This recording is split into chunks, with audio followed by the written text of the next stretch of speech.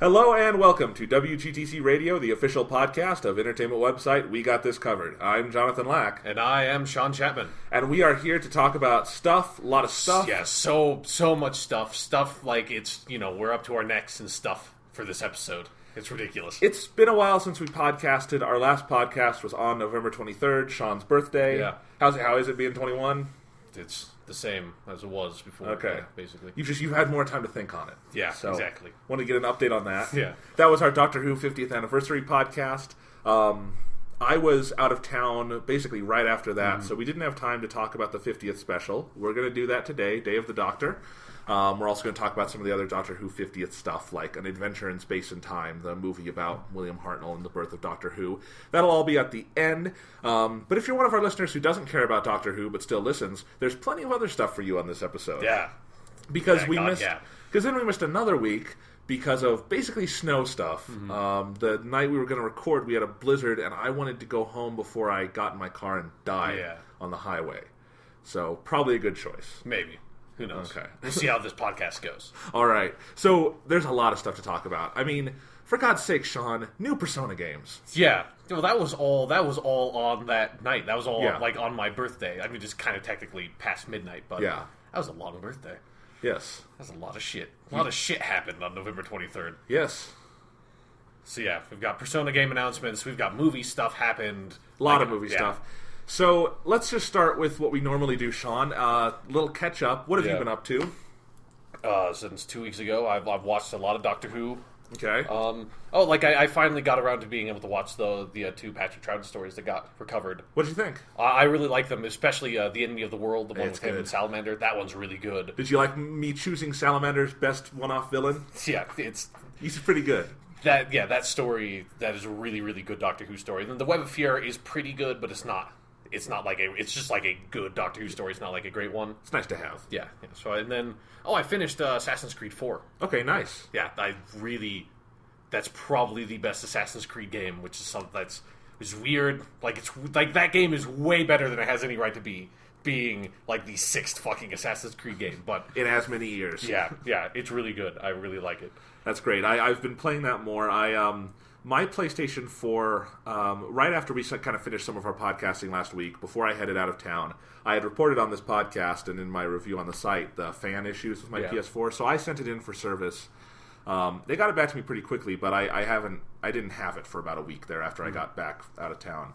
So I just got it back, but I haven't had all that much time to play games. Been playing a little more Assassin's Creed 4. I've been playing a lot of Need for Speed Rivals, which I think is fucking phenomenal. That is a great, great racing game. And I don't know if it would do anything for people who don't like racing games, but it's just like the sense of speed and chaos to that game is marvelous. Yeah, I've been playing some of that, and I really like it, but it's not Burnout Paradise. It's not at that level. It's a good racing game, but yeah. And I just obviously, like I said, if it's not your kind of thing because you're not a huge racing game fan. If you are someone who kind of likes a good racing game every once in a while, I'm not an aficionado. I don't buy one every year, but when I get a good one, I like them, and this is a really good one. Disappointed there aren't any blue shells or anything, but just kidding. Yeah. Fucking no. Let's the one thing I just had to make the joke. Yeah, the one thing with Need for Speed that I'm kind of disappointed at is that because they have the it's like the always multiplayer kind of thing, but it's how many? It's 6 to 8 players or something. Yeah, like I don't that. like that it's at all. It's a really small player limit for a world as big as the Need for Speed one. It needs a lot more players in there because it just feels kind of pointless at some point having other people there. It absolutely does, and I don't even want to interact with other people, and I don't know how you turn online mode off if you can. You can go into a lobby setting through the start menu. Okay. Then I'm going to do that from now on because also I keep getting kicked out of lobbies. Oh yeah. And I'll have 200,000 speed points and be doing a great run, and then that's done. You lose everything. Which is so stupid. Yeah, that's my major complaint with the game is that it's they needed to do something more like Journey, that it's a really seamless sort of asynchronous, just dropping people in and out of the world instead of you are straight up joining a peer-to-peer server. And it's weird because it's something that I feel like they tried to do because the underlying mechanic is that, except the actual lobby structure is not that. So it's weird. It would be it's a strict Halo style multiplayer lobby that you're joining basically, or it's very very similar to how Grand Theft Auto Online handles it as well. But from a gameplay standpoint, I really enjoy it. It's gorgeous on the PS4. Still enjoying the PS4 controller. It works great for racing games. Been good. Let's see. I haven't really played any new games. I started a New Game Plus run of Persona 4 The Golden. Oh, yeah, I saw you playing that on my PS4 friends list. Yes, and I saw you playing something from my friends list on the Vita, and I thought that was pretty cool. Yeah, I thought that was kind of weird. I saw you as like playing Persona 4 The Golden. It's like, wait. Oh, right, okay, on the Vita. It's like, what? Yeah. They put it out for PS4, Sean. Yeah, it's like, what? How did I not know this? I need to play that game again. That's how many for Persona... in like 2 years. That's how many Persona announcements there were, Sean. Exactly. I didn't even You hear missed that. it. No. So that's what I've been up to, but mostly what I've been up to is... it's nearing the end of 2013. I had a couple months in 2013 where I didn't see a whole lot of new movies just for various life things going on. And as I'm part of a critics group, I get a lot of screeners this time of year. A little inside baseball for y'all. That means the studios send you just endless amounts of DVDs for their movies. And they all say for your consideration. And they also say they'll kill you if you pirate it. Which would be a real dick move, to pirate a DVD they send you for your own convenience. For your consideration. Well, and for your convenience, because it's really nice to have those screeners and be able to just... I don't have to go seek them out in a theater or anything. It's just, it's right there. Some of them won't come to theaters in Denver until January or later. So that's really nice. And I've seen some other movies in theaters, obviously, recently, too. But I've been a lot of great movies. I wish we had more time so I could talk about some of them. We will on the end of the year podcast. So I'll just mention, the one I was most excited to see I got a screener for was the new Hayao Miyazaki film, The Wind Rises. They sent that out. Great movie. Comes out in February in the United States. You should all go see it. Try to see it in Japanese if they have it. They sent it out to critics in Japanese because it's not dubbed yet. But it's a really great movie. You can read my review of that on We Got This Covered. And in terms of all my other reviews and stuff, I've been making updates over on my blog. If you haven't visited before, it's just jonathanlack.com, JONATHANLACK.com. Having a little trouble spelling your name there, Jonathan? No, but I was... See, here's the thing. I was spelling it because most people misspell my first name, and then when I started to spell it, I almost thought of the misspelling that idiots use. So, yeah. I wouldn't call them idiots. It seems like a simple mistake to make, to misspell Jonathan the way you would spell John. But, I mean, they're totally separate. They come from different languages. Yeah, but everyone else doesn't know that. Everyone doesn't know the fucking etymology of Jonathan. They fucking should. It's a cool name. It's not like when I encounter people who think that my name should be spelled S-H-A-U-N, and, like, fuck those people. Like, that's a British fucking imperialist bullshit spelling of my goddamn Irish name. That's bullshit. Yours, like, who fucking cares? So anyway, I've got on jonathanlack.com a bunch of mini reviews of some movies, caught up on some theatrical releases, including some we've talked about here, like Thor 2 and whatnot, and also some full reviews, including the Coen brothers' new movie, Inside Llewyn Davis. That is such a phenomenally great film. You have to see it when it comes out. Sean, I think you would really like it as a Coen brothers fan. Yeah. It's got John Goodman in it. Well, that's good. And the Coens use John Goodman better than anyone. Yeah. And, his scene is fucking great. But it's a really, really good movie. Love it. And one of my other favorite movies of the year, Spike Jonze's Her, starring Joaquin Phoenix. That comes out December 18th in limited release, January for the rest of the country. Don't know exactly when it's coming to Denver. That's where we're out of. But either way, I got a review up of that. I'll have some more stuff soon, just as I work through this screener pile and whatnot. 2013 snuck up on me. I had thought for a while this was a pretty poor year for movies, and then turns out I have a lot of really good movies on my short list, a lot of good-looking ones yet to see, and already, like, my top 10 short list there's going to be some really tough cuts from that. So this has been a good year. Also, got as press materials the score to The Hobbit, The Desolation of Smaug, and if that score is any indication of what that movie will be, I cannot wait, because that score is an improvement in every way, shape, and form over the first score, which I liked, but I thought was a little too derivative, a little too repetitive. Subsequent listens were less interesting for me, but the Desolation of Smaug score is Howard Shore just batting for the fences, and it's totally on par with the Lord of the Rings stuff. And I was already pretty excited for Desolation of Smaug because all signs kind of point to yes on this one for me, but I'm excited. Hopefully we'll talk about that next week. Yeah. We'll see if we have time. Obviously we will talk about that before the end of the year because we're excited for it. Yes. So in any case, that's what I've been up to. Any other stuffage to talk about, Sean? I don't think so. I think we should I think we should move on because we've got a lot of stuff to go Yes. through. That's Can I enough catching up. Can I make one last note? Okay, sure. You have recommended several times in this podcast the Doctor Who audio dramas. Yes, because they're fucking great. I started listening to them because they had a sale on Big Finish for the 50th anniversary, and I got a shit ton of the old ones because they're super cheap. Yeah. And I started listening to the 8th Doctor's run. I've only really gotten through one so far. I've kind of been waiting to have a little more time. But it was so great. Paul McGann, so awesome So in that. fucking good. And Charlie Pollard is already... She's so great! She's in Assassin's Creed 4, isn't she? No. I don't swear think so. I heard her voice. I don't think she is.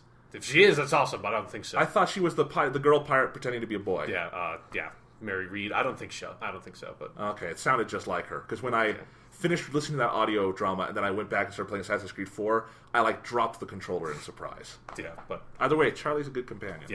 No, she is. And I have, if I want to listen to more 8th Doctor stuff, there's a lot. Yeah, there's a lot. And then, you can also listen to the 5th Doctor ones and the 6th Doctor ones. And I've bought a couple of them. I bought the 6th Doctor one with Frobisher. Okay, yeah, it's a good one. Yes. There are more 8th Doctor audio dramas than there are most regular Doctor stories. Yeah, they've been doing them for a while now. Yes, so pretty cool. All right, Sean, let's get on to the news. Okay. You want to give us our news jingle? Do we have a... It's the news with WGTC Radio. Thanks, Sean. You're welcome. One day we're going to hire Shoji Meguro to write us a news jingle. No, we're not, because that's ridiculous. We should, but no. Okay. All right. So... There's been some interesting movie news, and there has been. And we obviously limit this because we only talk about news on the show that we feel is sort of relevant to the stuff we talk about on the show, and because you have to, there's lots of movie news out there in the world. But we're talking. This is a lot of sort of superhero movie news this week. Man of Steel 2, or whatever the fuck we're going to call it. Everyone's just calling it Batman versus Superman because it's its working title or something. I don't know. I mean, that's what they said at Comic-Con. So they didn't say any. Yeah, that's not its official title, but that's what people are calling it. Is what I'm saying. Is Batman versus Superman. Although there's also been a move in the other direction where now Warner and people are being very careful to call it the Man of Steel sequel and not Batman versus Superman. So maybe they should fucking make a Man of Steel sequel then if they want to call it that. I would like that, but in any case. They've announced that Gal Gadot is her name. Gal Gadot to play Wonder Woman in Man of Steel 2. You may know her from the Fast and Furious movies. She was in the 4th On. She's the girlfriend of Han, the character from Tokyo Drift. Yeah. She's pretty kick-ass in those movies. So I don't have any issue with the casting or anything, but that's not what we're talking about. Yeah. Sean, what the flying fuck are they doing with this movie? I don't know. Because it's like... It's like if Iron Man 2 had just been the Avengers. Yeah, exactly. It's like fucking... People, that are not Marvel and are making superhero movies, I think have just gone completely batshit fucking insane over the past couple of weeks, you know? Because they saw the money signs for Avengers, and they're like, we're just going to shoot everything we have in the foot and try to catch that money train. Yeah, it's like Avengers made so much money that it's like, it was like cartoons where they have just their eyes turned into fucking dollar signs and they went fucking mad. It's just like, not only are you going to put a new Batman into Man of Steel 2, which is so now it's a Batman and Superman movie, so you're going to have to introduce this new Batman. Then also they talked about, Nightwing's going to be in it, too. We'll talk about that in a minute. But then now, fucking Wonder Woman on top of all of it? How are you going to introduce 2 new superheroes into the second movie in your new Superman franchise? You haven't even given that Superman time to fully develop. He's not even, as far as I'm concerned, proper Superman yet by the end of Man of Steel. Now he has to share screen with the 2 other biggest DC characters they have. And we obviously have very different opinions on Man of Steel, but my opinion is, as someone who liked that movie quite a bit, I would like to see a sequel because I like those characters and those performances and would like to see more of that world. Sean's stance is you would like to see them get it right in your eyes. Yeah, that I think because they did enough well in the first movie that I think they could make a really good Superman movie with the next one. What kind of breaks my heart about it is that I just know Superman's barely going to be in the fucking thing at this point because you just know they're going to prioritize Batman over him. You just know that, and especially because now they're talking about all the other Batman characters they're introducing. If they're doing Nightwing, the buck does not stop there. They're going to have other characters, and them doing Nightwing is just strange in a lot of ways. And then on top of that, having Wonder Woman, who I don't know how you do her in the Christopher Nolan aesthetic vein. And I don't... How the fuck do you just... Like, it would be fine if... Like, the thing was that, like, Wonder Woman was, like, the post-credits cameo. But that's obviously not what it is, because we wouldn't know about it. They wouldn't tell anybody if that's what they were going to do. So obviously Wonder Woman's going to be a fucking character in the movie. How are you going to... Nobody knows anything about Wonder Woman. Nobody knows... Plane. Yeah, nobody knows what her powers are. Nobody knows what her origin is. Nobody knows where the fuck she comes from. You can't... Just throw Wonder Woman in the movie, like you could with Batman. You can just fucking throw Batman in there. Everyone knows everything about Batman. It's not that big a deal. And just to recap, our problem with Batman in this is not the idea of introducing Batman in a sequel. That's not... that you can do that with Batman. Yeah. The problem is... that it's too soon for this franchise, It's too soon. It's awkward with what Man of Steel was. Yeah. Specifically that... and the idea that you would have Batman existing before Superman. Yeah. Which is just kind of weird. Yeah. Yeah. It's like... Fucking Wonder Woman. Like, how the fuck are they going to do that? How do you just put Wonder Woman in that movie with, like, how are you going to explain that? Like, you now have a whole other origin you have to do for this Superman movie. That just makes no goddamn sense. And on top of this, if they're also introducing Wonder Woman in this, I have to assume this is not it. Because here's the thing, the trio of Batman, Superman, and Wonder Woman, and that like buck stop there is kind of odd to me. I can see that because they're the DC Trinity. Like, it is kind of a thing with them. It's odd. I could see it in a cartoon or a comic book. I'm saying for the Warner Brothers brand that they have right now, it's odd to me. And on top of that, if they will automatically have to have more characters than this just for villains and stuff. They're going to have Lex Luthor in this one. Yeah. They're probably going to have at least one Batman villain in this.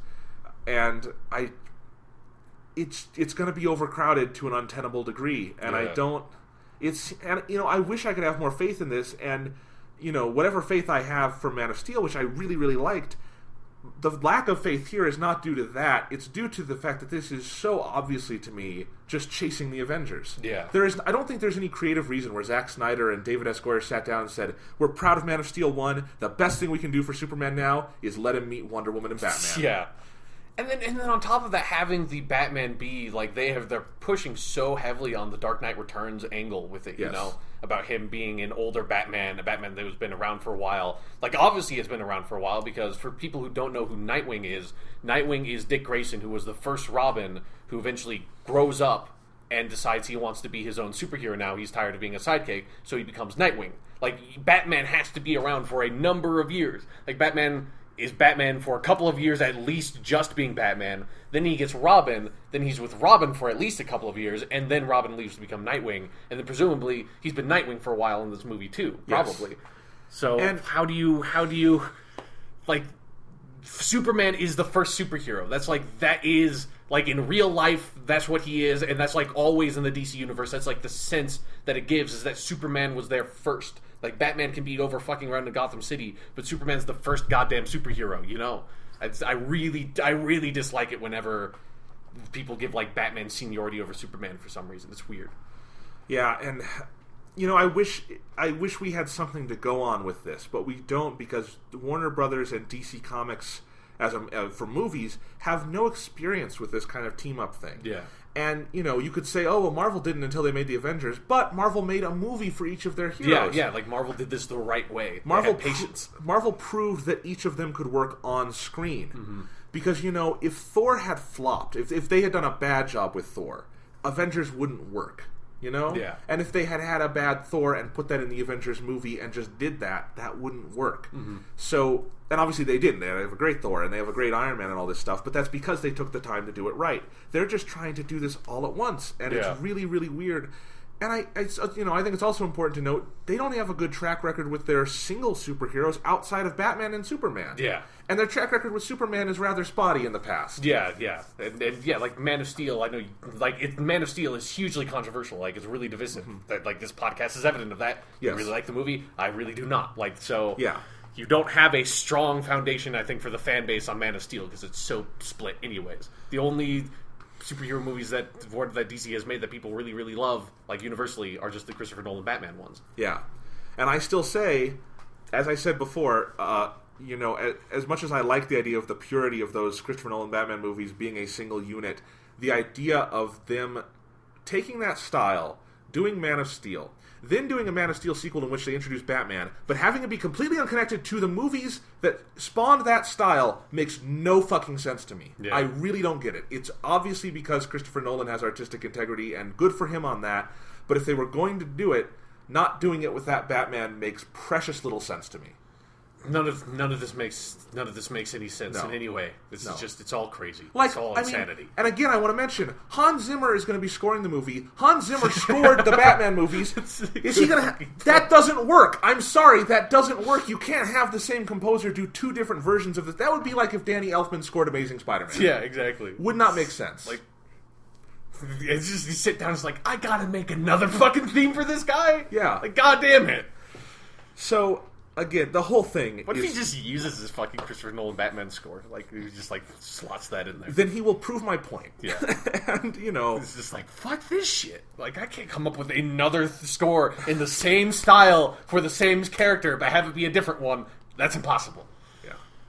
I mean, and it will be similar because it's Hans Zimmer, and, you know, he's, as all good composers do, he has a voice. Yeah. And, you know, you can't just get rid of that voice. So, there's a lot of stuff about this that has me with raised eyebrows. This is even weirder than The Amazing Spider-Man 2. Yeah. I hope it's good. I don't know how it can I mean, be. I want it to be good. I don't want to see a bad superhero movie, but I don't. I mean, especially after my reaction to Man of Steel, I have no faith in it whatsoever. And then, like, them trying to tackle, like, Wonder Woman, and then Nightwing is also, like, Dick Grayson is one of my absolute favorite characters from DC, so that also really pisses me off. It's just like, we're just going to throw him in there. We're just going to have a Nightwing in there. It's like, fuck you. And again, none of this is about the casting, because I also really liked the names they had for Nightwing, but I would like those in a movie where Nightwing would have time to develop. Yeah, like have Dick Grayson be in a Batman movie. Like, have Wonder Woman have a Wonder Woman movie, you know? Yeah. Man, it's fucking crazy. It's crazy.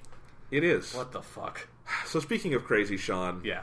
One of our favorite topics on the podcast this past year has been speculating on what the hell is going on with Amazing Spider-Man 2. Yeah. And not in a bad or unhappy way, because we both in a scientific way, you know. Yeah. Like, we take in information, we're curious and puzzled by it, so we try to analyze it and discuss it. Because, you know, we both liked Amazing Spider-Man. You less than me, but you didn't dislike it. Yeah, it was a good movie. I'd probably watch it again. Yeah.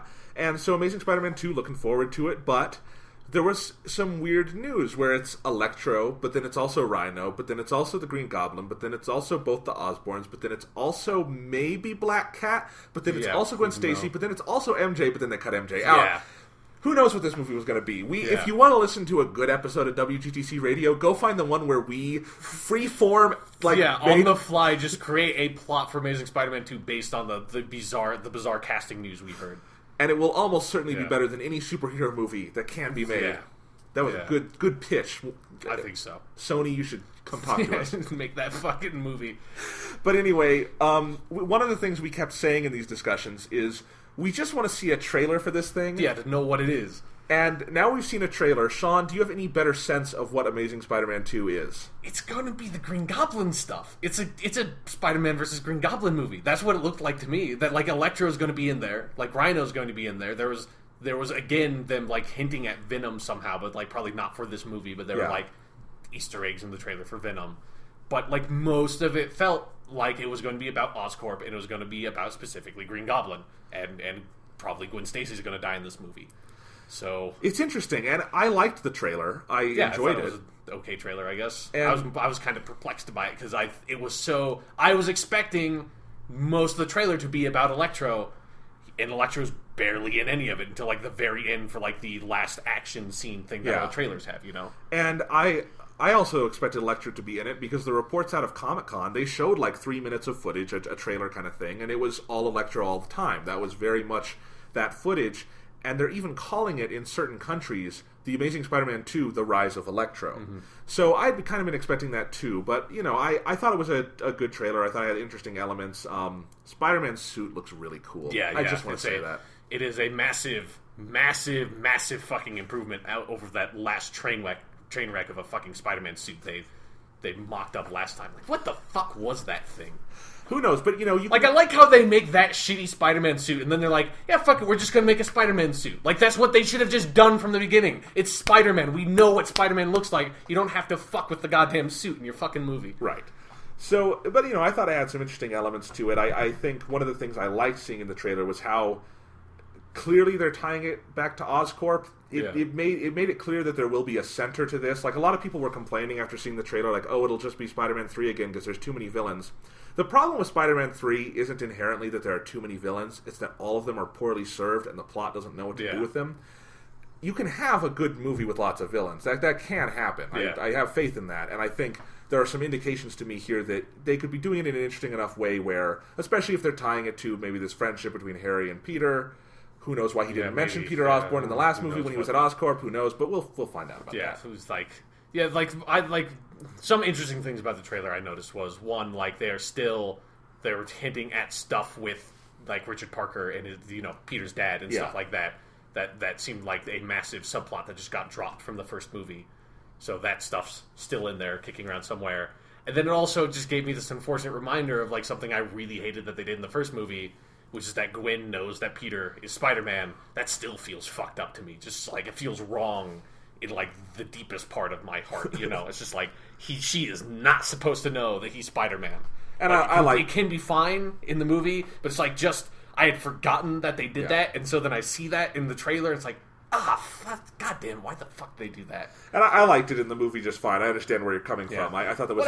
What happened to superheroes having their secret identity be, like, kept from their girlfriend? It got really boring, and it got really annoying. It's a time-honored fucking tradition, goddammit. It's been going for, like, 50 years. So is sexism and racism. We gotta get past it at some point. What?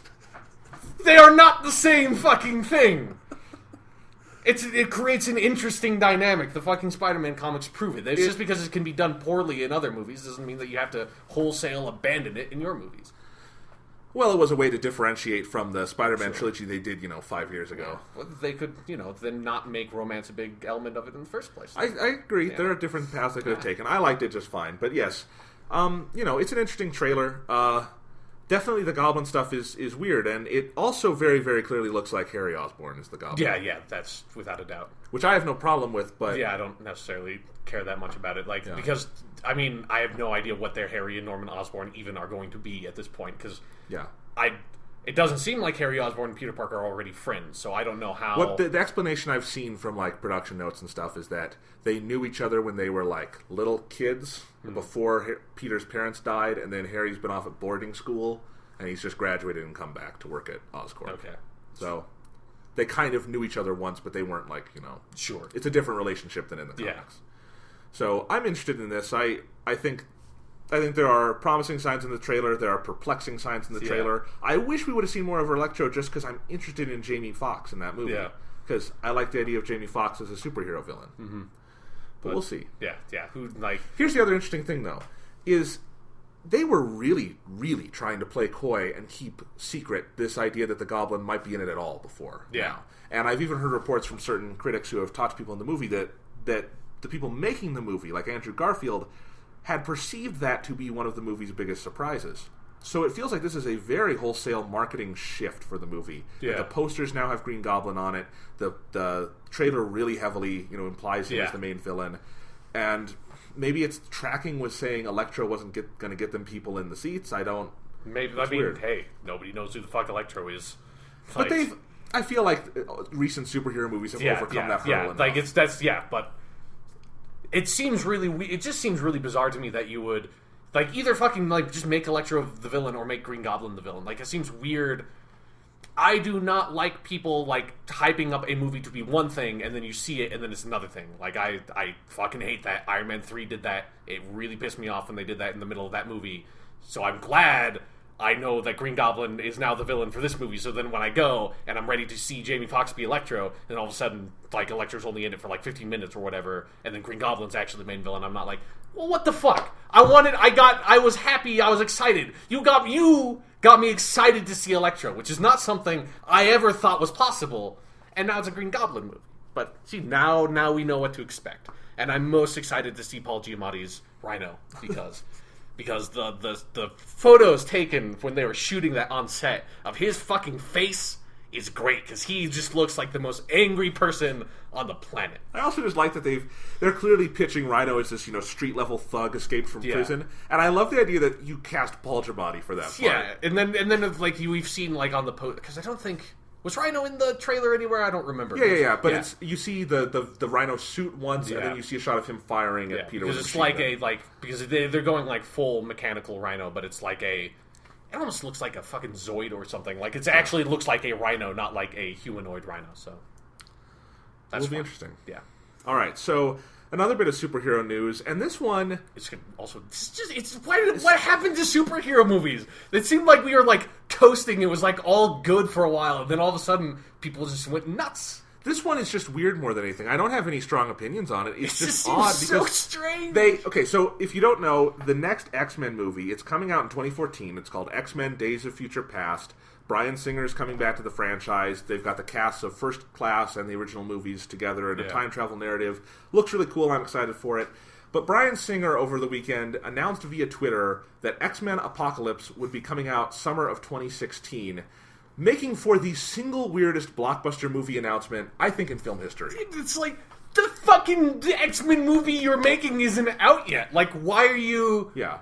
Why are you announcing the next one? You don't even know if we're going to like this one. You don't even know if we're going to want another fucking X-Men movie. I don't know if I'm going to want another X-Men movie. There's been a lot at this point. And why on Twitter so nonchalantly? Like, I understand, like, Marvel has a lot of movies announced for the future, but they do that at, like, press conferences and Comic-Con, and when they have, like, mock-up art and stuff, and directors. I guess this implies Bryan Singer will be directing it, but they can't have a finished script for it yet. Yeah, they can't know Bryan Singer's going to direct it. Unless, I guess, maybe they've signed everyone on, but again, I doubt that because I think Hugh Jackman is ready to be done with this. Yeah, that's what it sounds like. And I don't know what the status of the other cast members is. And honestly, the other thing this bothers me a little bit about is it feels kind of spoilery for Days of Future Past because it felt like this is going to be a big, shift for the franchise, paradigm shift. And the more we hear about this, it feels like that's going to give us indications of what that will be. I liked Days of Future Past being this sort of, like, stake in the ground, and we don't know what is going to happen past that. Yeah. But they're doing another movie. And it's Fox is trying to catch up to the Avengers. Yeah. They're trying to... Because they realized, hey, we had something almost as good in X-Men. We just really fucked it in the ass. Yeah. So maybe we should fix this now. And they're trying by making a lot of movies, and hopefully they'll be good. But this is a weird announcement. Yeah. Then so, like, for me... Obviously, if you read like X-Men comics and stuff, Apocalypse is like a huge X-Men villain. He's like, I think he's the first mutant, but he's like this huge fucking badass. And I really, really like the Age of Apocalypse storyline. Like, it's one of the few more modern X-Men stories I've read that I really, really enjoy. So I've always wanted them to do Apocalypse because I think it's a really big story. But I have no idea what like. Is it going to be like X-Men First Class X-Men? Are they going to go back to the old cast? Like, I have no fucking clue, because I think in Age of Apocalypse, it's mostly the actual proper, like, comic book X-Men First Class X-Men that are involved, because it's like X-Factor stuff. So you'd have, like, Cyclops would be there, Jean Grey is there, like, Beast is there. All the characters they've killed. Yeah, like, Angel is a huge part of it, because Angel becomes one of the Four Horsemen. So... I don't know. I have no idea what the fuck... like, comic book movies traditionally do not adapt comic book storylines at all. Like, they'll, like, take ideas from it, but they don't, like, wholesale adapt it. So I have no fucking clue. Although they are doing, Fox is shifting on this. X-Men Days of Future Past is taking a lot, as I understand it, from the Days of Future Past storyline. It's different, but it's a clearer source of inspiration than we usually get for comic book movies. And Wolverine was kind of like that, but Wolverine differed a lot from its comic book story. But even that level of clear inspiration one-to-one is really rare for superheroes. Yeah, and especially over the old X-Men movies that were just kind of like out of nowhere. But so it's interesting. I really liked the Wolverine. Yeah, so did I. I hope Days of Future Past is good. What I'm excited for here more than anything is it looks like they're finally going out on a limb on the X-Men movies, where the first three, for a lot of reasons, they're not the movies they needed to be, especially in terms of how sort of big and they were kind of ashamed to be comic booky in a lot of ways. And I feel like they're doing Sentinels in Days of Future Past. They're doing time travel. They're going to do Apocalypse. And in the Wolverine, they did some more overtly comic book stuff for good and for ill. Yeah. But they're moving in a new direction that is inspired by Marvel in some good ways. This is just a weird announcement. Yeah. It's just like it's so. when I saw that, I was like, is this a joke, like Bryan Singer Twitter account or something? Like, what is this? Like, where did this come from? Like, I didn't believe it for a long time. And if you want to know, I guess there's a spoiler report out there on the internet that says, like, they know what the end of Days of Future Past is and how it, like, leads into this. I'm not going to read it. Yeah, I want to see the movie. Yeah. If you're interested, I guess you can go seek that out. But, again, that's the problem with announcing the sequel before the original is even a year out. Yeah. So, I guess it's 6 or 7 months out. Yeah, but it just feels so early to announce this movie. This, like, who fucking knows? Like, who knows if that movie will ever even be made? We don't know. All right, Sean, I have some news I'm angry about. Okay. All right, so Disney, in their endless march to acquire our childhoods, eventually they will go around to every, like, person in America and just ask, can we buy the rights to your childhood? And I'll be like, fuck no. And they're like, you can have $1 billion. And I'm like, all right, you have it. Here you go. So they have officially bought the rights from Paramount to the Indiana Jones franchise.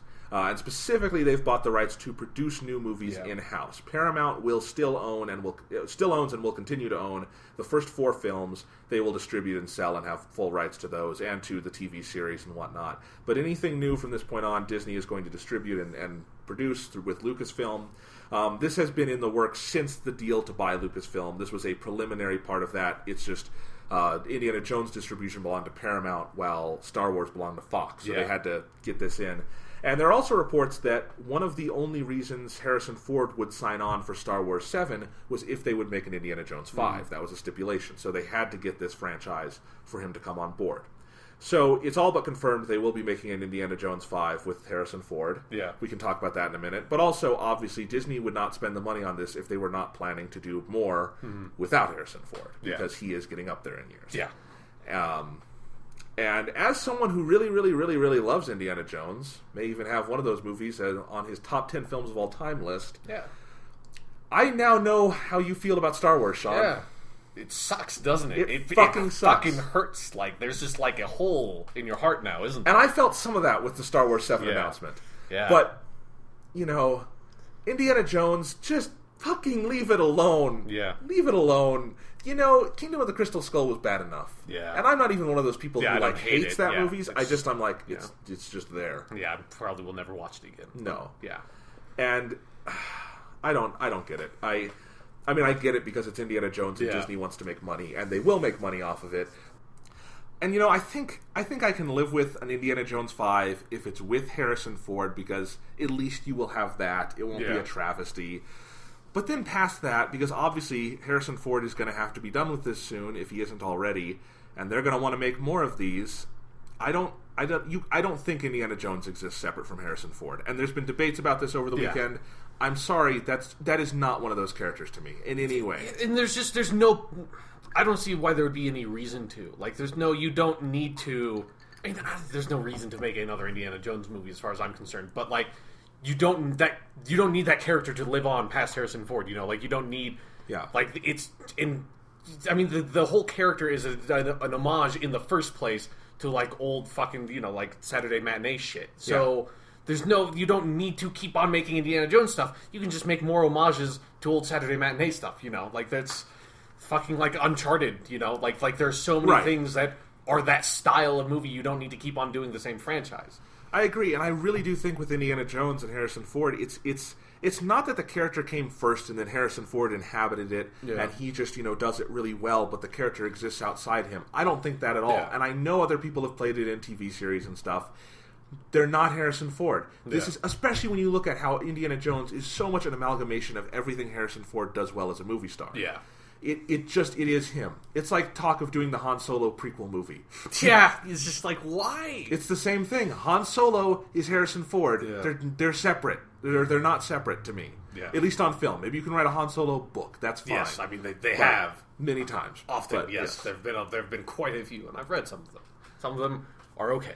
Yeah, I mean, honestly, number one reason I watch an Indiana Jones movie, and Kingdom of the Crystal Skull fucking proved this because I was able to sit through it, is Harrison Ford.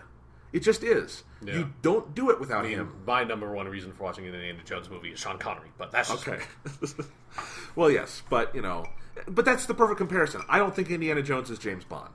Yeah, exactly, yeah. You can reinvent James Bond to your heart's content, have any number of actors play him, and he's always James Bond. Mm-hmm. I don't think that's the case with Indiana Jones, no matter how much he is inspired in part by James Bond. Well, what if at the end of this next Indiana Jones movie, Harrison Ford, like Indiana Jones, regenerates, and you find out he's been a Time Lord the entire time?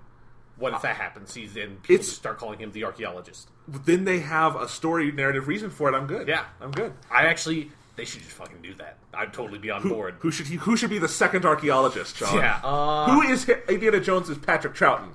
Shia LaBeouf. They already hit it on the head with Kingdom of the Crystal Skull. That's like, and then you find out Kingdom of the Crystal Skull is just like Legopolis, the Doctor Who story. You are aware you just compared Patrick Troughton to Shia LaBeouf? No, I didn't. That was not. That was you. That was you. I was ignoring what you said. I didn't hear what he was talking about. That was all him.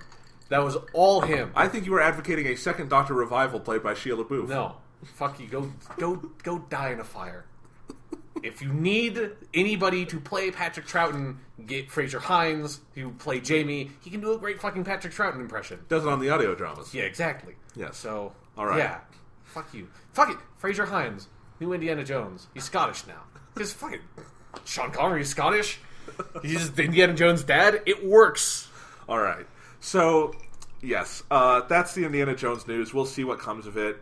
Maybe they do the Doctor. Maybe they do the Star Wars Indiana Jones crossover, and the world just ends. Yeah. All right. So, Sean, you want to move on to some gaming news? Okay, sure. And really, by gaming news, we mean Persona news. Yes. So on November 23rd, yes, there was a Persona 5 website. Yes. Or not just a Persona website. Yeah. We didn't know what it was for, theoretically. And it was counting down to some announcement. Mm-hmm. And on November 23rd, that announcement came. Technically November 24th. Okay. Yes. In the form of a really awesome teaser trailer. Yes, and a very long live stream that was a rolling series of announcements of several games that culminated in a really awesome teaser trailer for the game that we all wanted. Yes. Yes. Well, how do you want to tackle this? I think we should go in the order that they did it. We should end on the big one. Okay, so what was the first one they announced, Sean? I believe the first one they announced was, I want to say it was Persona 4 Dancing All Night for the PlayStation Vita. So this is a Persona 4 rhythm game? Yes. Made by the people who make the Project Diva games, which are like the Hatsune. If you know who Hatsune Miku is, you know what the Project Diva games are. They're basically like Japanese rhythm games with robots. So this will be for the PlayStation Vita. Yeah. You'll get to control the Persona 4 characters while they dance to some remixed versions of Shoji Meguro tunes. Yep. This sounds like heaven to me, Sean. Yeah, this is like... I am excited for this game. Yeah. And I should say, the way because I kind of just want to back up. Because all of this stuff happened on my birthday. And when I say all this stuff, when we're eventually start talking about Doctor Who, all of that happened on my birthday as well. So I spent my birthday basically watching Doctor Who like all day until it got past midnight and it was really early in the morning. And then I remembered these live streams were happening. And then I started watching these live streams sort of like on and off because there was like a pause between the announcements and stuff. And so when I saw this, like we did not know how many announcements there were going to be. So when I saw this, I had no idea if there was going to be anything else when they started talking about this because it was all in Japanese. So I didn't really know what the fuck they were talking about. So I just saw this rhythm game. It was like probably like 2 or 3 in the morning. I was fucking tired as shit. And so I had no idea if this is all it is. Is this Persona 5? Yeah, and I didn't even fucking care, because as soon as I realized it's a rhythm game with Persona music, I love that music so fucking much. I was like, fucking okay, whatever. This is far and away the spin-off I'm most excited to play from this list. This sounds like a blast.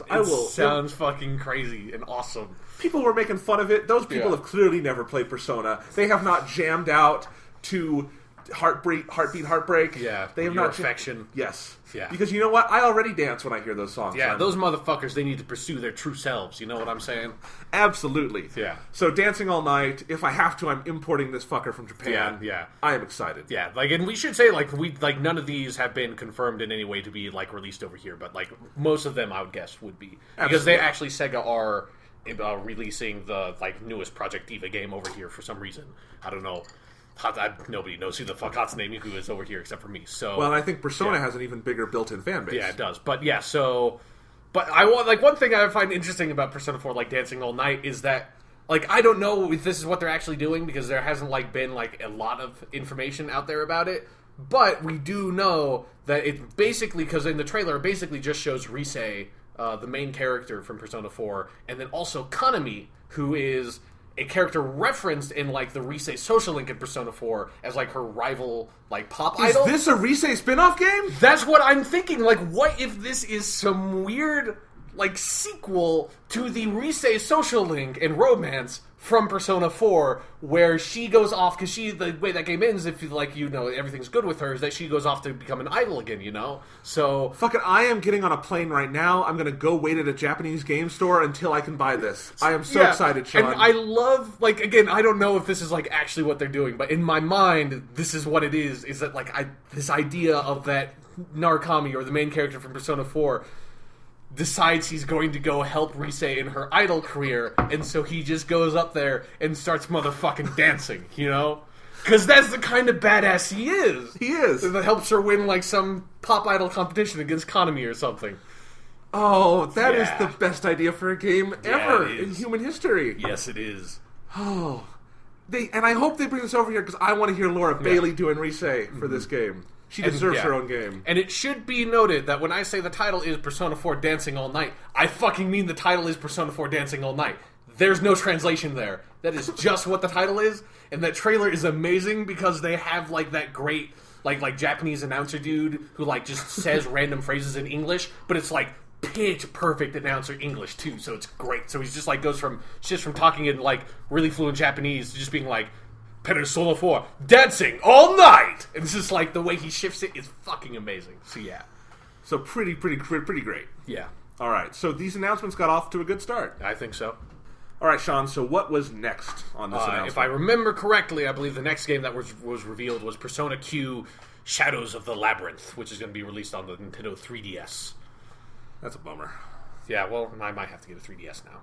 So really? If this game comes out over here, fucking maybe. So get yourself a 2DS, Sean. So this game is being developed by the people who make Etrian Odyssey, which are basically a series of dungeon crawler. Oh, now this RPGs. sounds good. This sounds really good. Yeah, I'm so gonna have to play this. Yeah, but basically, so again, when I was watching this I think this was the second game announcement.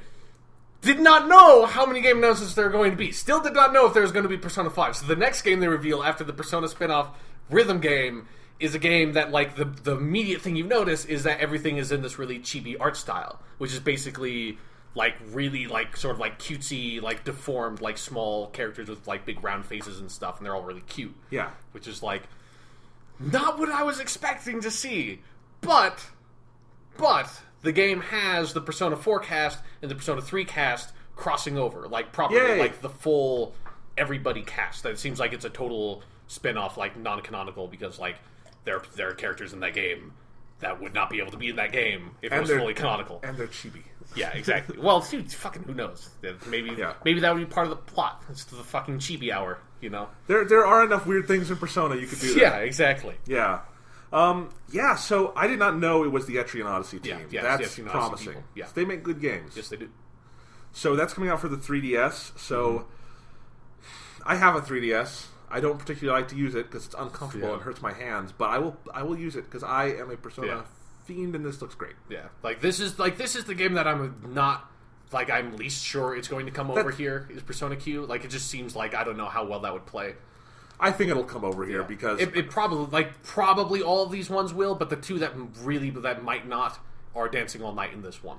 Well, and I think this one is a lock to me because the 3DS is so big at this point, and they've had all the Etrian Odyssey games that have come out on DS or 3DS. They have all come out here.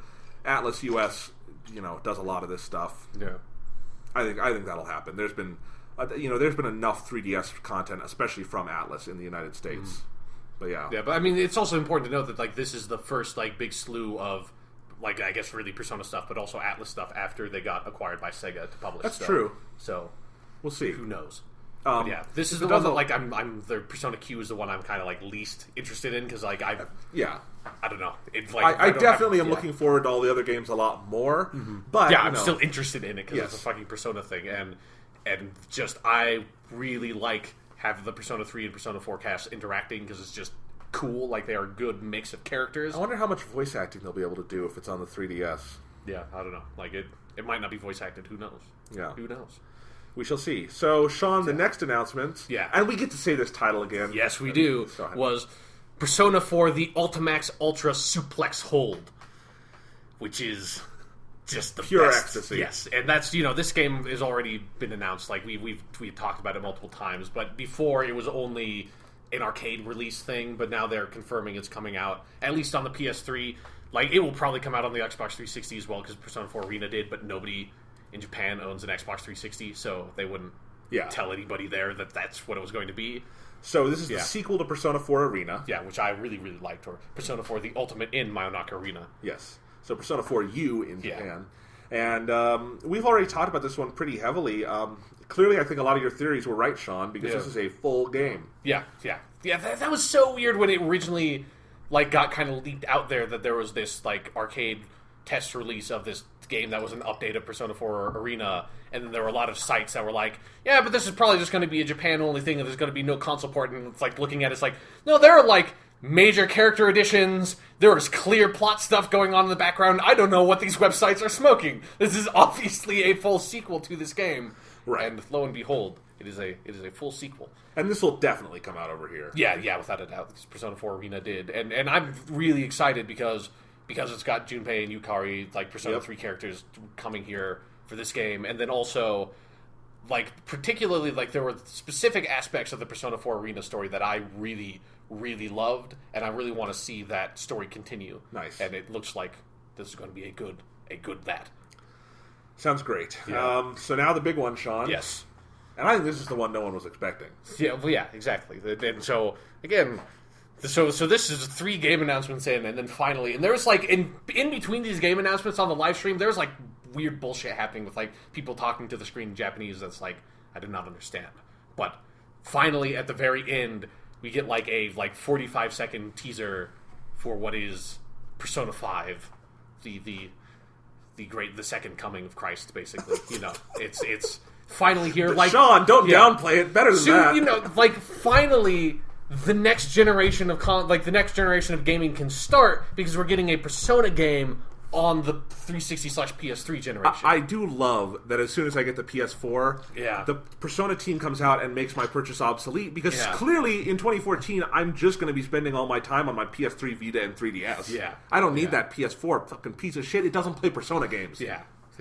So it's good to know that the next generation hasn't quite started yet until you get the Persona game for the previous generation of consoles. So. Oh man, this is going to be great. Yeah. And it's on the PS3, so all fears that it may have been a 3DS title or something. Yeah. Which were a lot of rumors I thought were dumb, but if there had been any chance of that would be sad. Yeah. But no, PS3, it's going to be good. And again, since Catherine came out on the PS3 and 360 and Persona 4 Arena came out on the PS3 and 360, I would not be surprised if this did as well over here. So yeah, that's probably a good point. So this is going to be cool. What did you think of that trailer? I liked that little teaser. Yeah, it's definitely nice that it confirms basically that it's going to be a new Persona game. It is a different style, a different tone. They didn't show any characters, but it's clear it's going to be new characters. So it's you're not going to get the "You are slave, want emancipation." Exactly. That was just such a great tagline. Yeah. It's such a great bit of English. Mm-hmm. But it is it's nice to see that they're because it's been a pretty long time since Persona 4 came out. It's nice to see that they're deciding to do the same thing that they did between Persona 3 and Persona 4, which is just we're going to do something completely new. We're going to tackle new ideas and new themes with new characters in a new setting. I mean, it's obviously still going to be high school stuff. Yeah, but yeah. And I also like that the trailer had the names of the big 3 Persona lead, team leads on there. Because, if you're a Persona fan, you know those names. And yeah, it was definitely really, really, really reassuring when you're like, okay, Katsuno Hashino is the game director. All right, okay. Shigenori Soejima is the art director. Okay, that's good. Shoji Meguro is the composer. All right, okay, we're good. I'm fully on board. It's the 3 main Persona guys. Let's do this. Now, if memory serves, Persona 4 Arena in the US had a Japanese language track. Yes, it did. Is there any chance that'll happen with Persona 5? Maybe. There was a lot of... Because one of the main reasons why you don't get Japanese language tracks over here for games is because... reverse importing. Yeah, exactly. Because in Japan, video games are ridiculously expensive, so they would import the American version. So who knows? Maybe... I would say probably not if I was going to guess, because there would also probably be a lot more voice acting in Persona 5 than there was in Persona 4 Arena. But Catherine didn't have it. Yeah. So I mean, it would be cool if it was there. I wish video games had that more, but I wouldn't hold my breath for it. No. And I'm not going to complain because they do great dubs, and that I'm sure they will again. They'll get Troy Baker up in there, and it'll be great. So, in any case, Sean, 2014 is going to be great. Yeah, that was fucking ridiculous. That I was just expecting a Persona 5 thing. This whole slew of game announcements. It's fucking insane. And I really like this thing that the Persona team and like Atlas are doing with the Persona franchise of like the Persona team are like the proper Persona guys are only making Persona 5. But they're sort of like giving these other studios that make these different kinds of games like access to the stories and characters and stuff to make other games set in the universe. So it's like, you have the Project Diva guys make a Project Diva game in the Persona universe, and that's what Dancing All Night is. Or you have the guys who make like Blaze Blue and stuff and Guilty Gear. They can make the fighting game because they are really good at making fighting games. Then you give the Etrian Odyssey guys this dungeon crawler game to make. It's like these studios get to make the games they're good at in this universe that I'm really fond of. I think that's fucking cool. Yeah. I wish more video game stuff did that, Yeah, where is our Halo chibi dungeon crawler? Exactly. Where is Halo 4 Dancing All Night? Maybe Marty O'Donnell's score is not quite as suited to dancing. Nah, you would just straight up rip Michael Jackson tracks and put him in there and stuff. Yeah. Sure. It'd be, you would have the Master Chief dancing to Katy Perry. Yeah. It would be great. Jesus. All right. That's Persona. Get on that, Bungie. Yeah. Except they don't do Halo anymore. 343, Microsoft, you guys. All right. Anything else video game related to talk about? There was the stupid VGX thing last night. It was stupid. Elijah Wood's voicing the main character in the new Double Fine adventure game. That seemed kind of cool. Tomb Raider is coming to next-gen consoles. Yeah, and I might actually play that on the PS4. Who knows? I will definitely play that. I never got that one. People really, really fucking hate Joel McHale.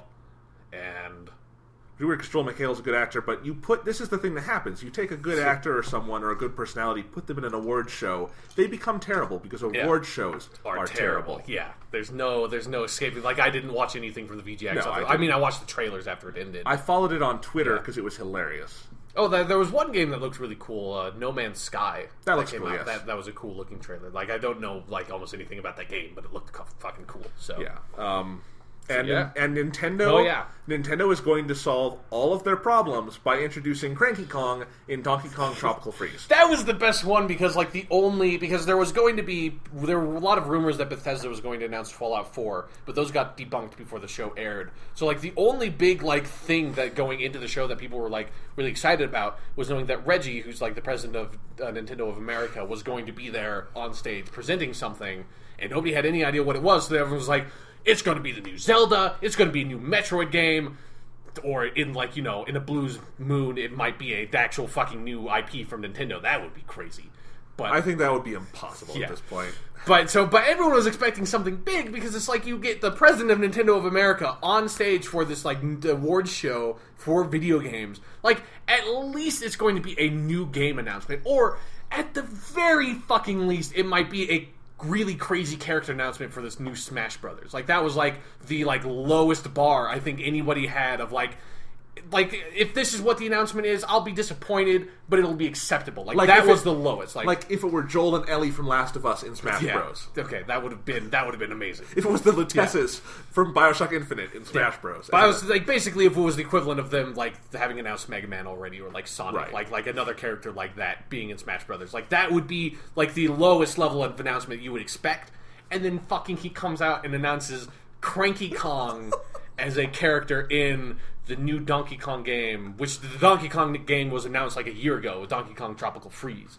Yes, so it was announced at E3. Yeah. So are they punking us at this point? I think so. Is Nintendo? I forgot Cranky Kong was even a dude in the Donkey Kong universe. Is Nintendo they're so rich, they're so flush with cash, they're you know what? We can just fuck with people and have a good time. Wii U, it's a giant prank. This whole, Cranky Kong thing, we're just fucking with you. Fucking Cranky Kong. That sounds like a joke, right? That seems that is the stupidest, most nothing announcement you could possibly pull out. I can't think of anything feasible that would be worse than that to go out and there announce. Especially because this is a game that is a sequel to a game Cranky Kong was in. Not in the same capacity he will be in this, but it's not like Cranky Kong is returning after a long absence from the franchise. And it's not like Cranky Kong is some, like, beloved character, you know? He's fine. He sells you bananas. Like, I don't think there is a single Donkey Kong character that is, like, beloved enough to have his reveal be in, like, a Donkey Kong game to make people be like, that's fucking awesome! Yeah, Funky Kong's in it! Woo! Yeah, so, Nintendo, you are on the verge of irrelevancy. Yeah, well, the 3DS is still doing great, but as far as the Wii U is going, not so good. I mean, God, the sales for... We didn't talk about this last time because we didn't know, but the sales for the Xbox One have been fantastic. Mm-hmm. Sales for the PS4 have been fantastic, and they have outsold the lifetime-to-date sales of the Wii U several times in over. 2 days they outsold it, basically. So, at least in the UK, that was the big headline I saw. Yeah. Man, so the next generation, everyone is excited and loving the next-gen consoles, and the Wii U is just kind of chugging along behind, and some people are excited about the games on it. And there are a couple good games. I think that because the Mario game that got released on the Wii U, that I can't ever remember if it's Super Mario 3D World or Super Mario 3D Land. It's World. Okay.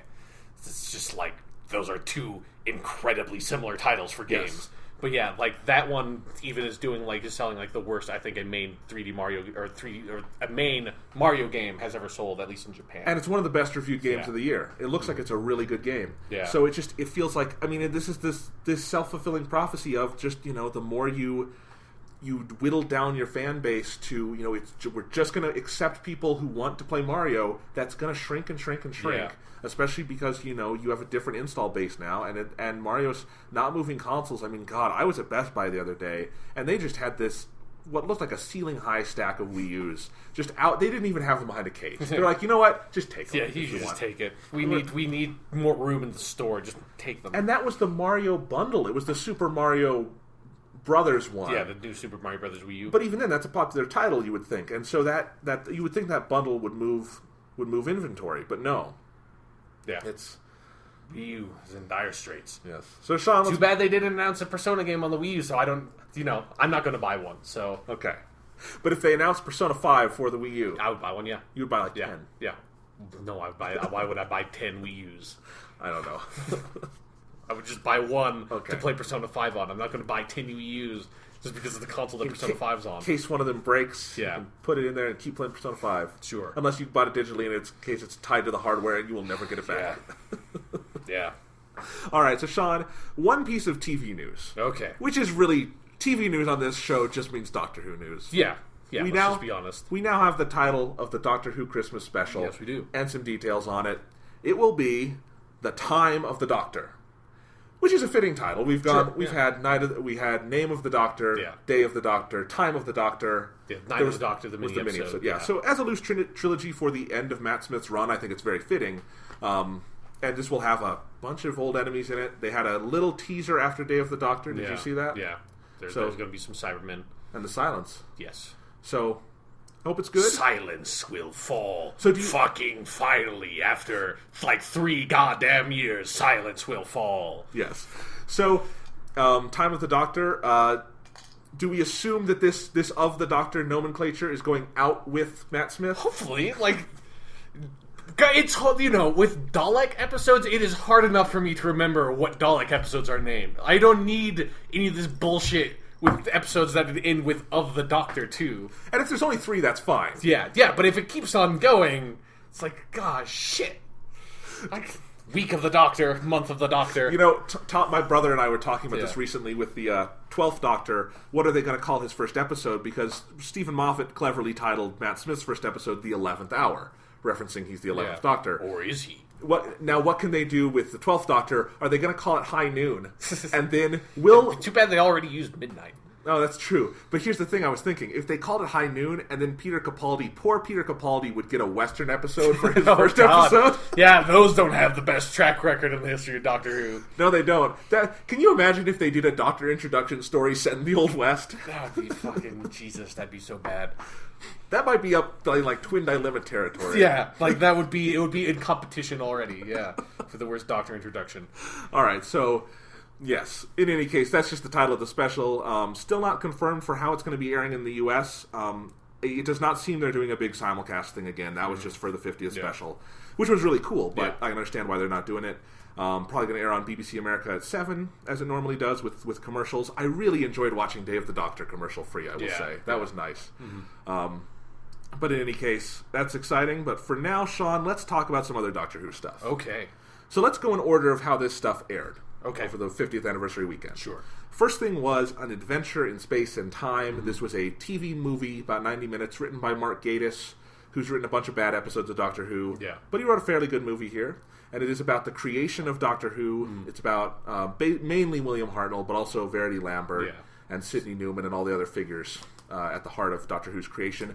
Sean, what did you think of this TV movie? I really, really liked it. Like, especially, it's something that, like, if you aren't like a huge fan of the show, and especially if you don't know a lot about the stuff that happened when this movie is set, like this movie, it moves so fast through those events that I think it'd be really hard to sort of like latch onto it. But for me, like as a super diehard fan, especially like of the William Hartnell days, I thought it was fucking great. Like especially David Bradley as William Hartnell, I thought he was phenomenal. Oh, and he's the reason to watch it. Yeah. David Bradley was so good. He covered a lot of problems in the movie for me. Like, I think it's okay. I think the script is good in a lot. I think it's good when it's dealing with William Hartnell. In fact, it's great when it's dealing with William Hartnell. When it's dealing with any other character or scenario, I thought it was very sort of rote and by the book. Not in a bad way necessarily, but in sort of a mediocre, sort of by the numbers way. It's got good production values. It's well directed. I liked, sort of their evocation of the period. But really, the reason to watch it was their specific interpretation of William Hartnell and his role in this story was so well done. The arc of the film with him was so well done. And David Bradley, who I love as an actor to begin with, but just hit it out of the park here. Yeah. It makes the movie really, really worth it. Yeah. I just like. It's a sad fucking movie too. I mean, God, you get to those last couple... Spoilers, by the way. Yeah. You get to those last couple... Yeah, it all happened in real life. Yes. I mean, most people don't know about it, but fuck it. Right. I mean, I knew about it. You get to that last third of the movie, and all the stuff with him... Especially just... I think the most heartbreaking stuff was establishing how much he loved Doctor Who. Yeah.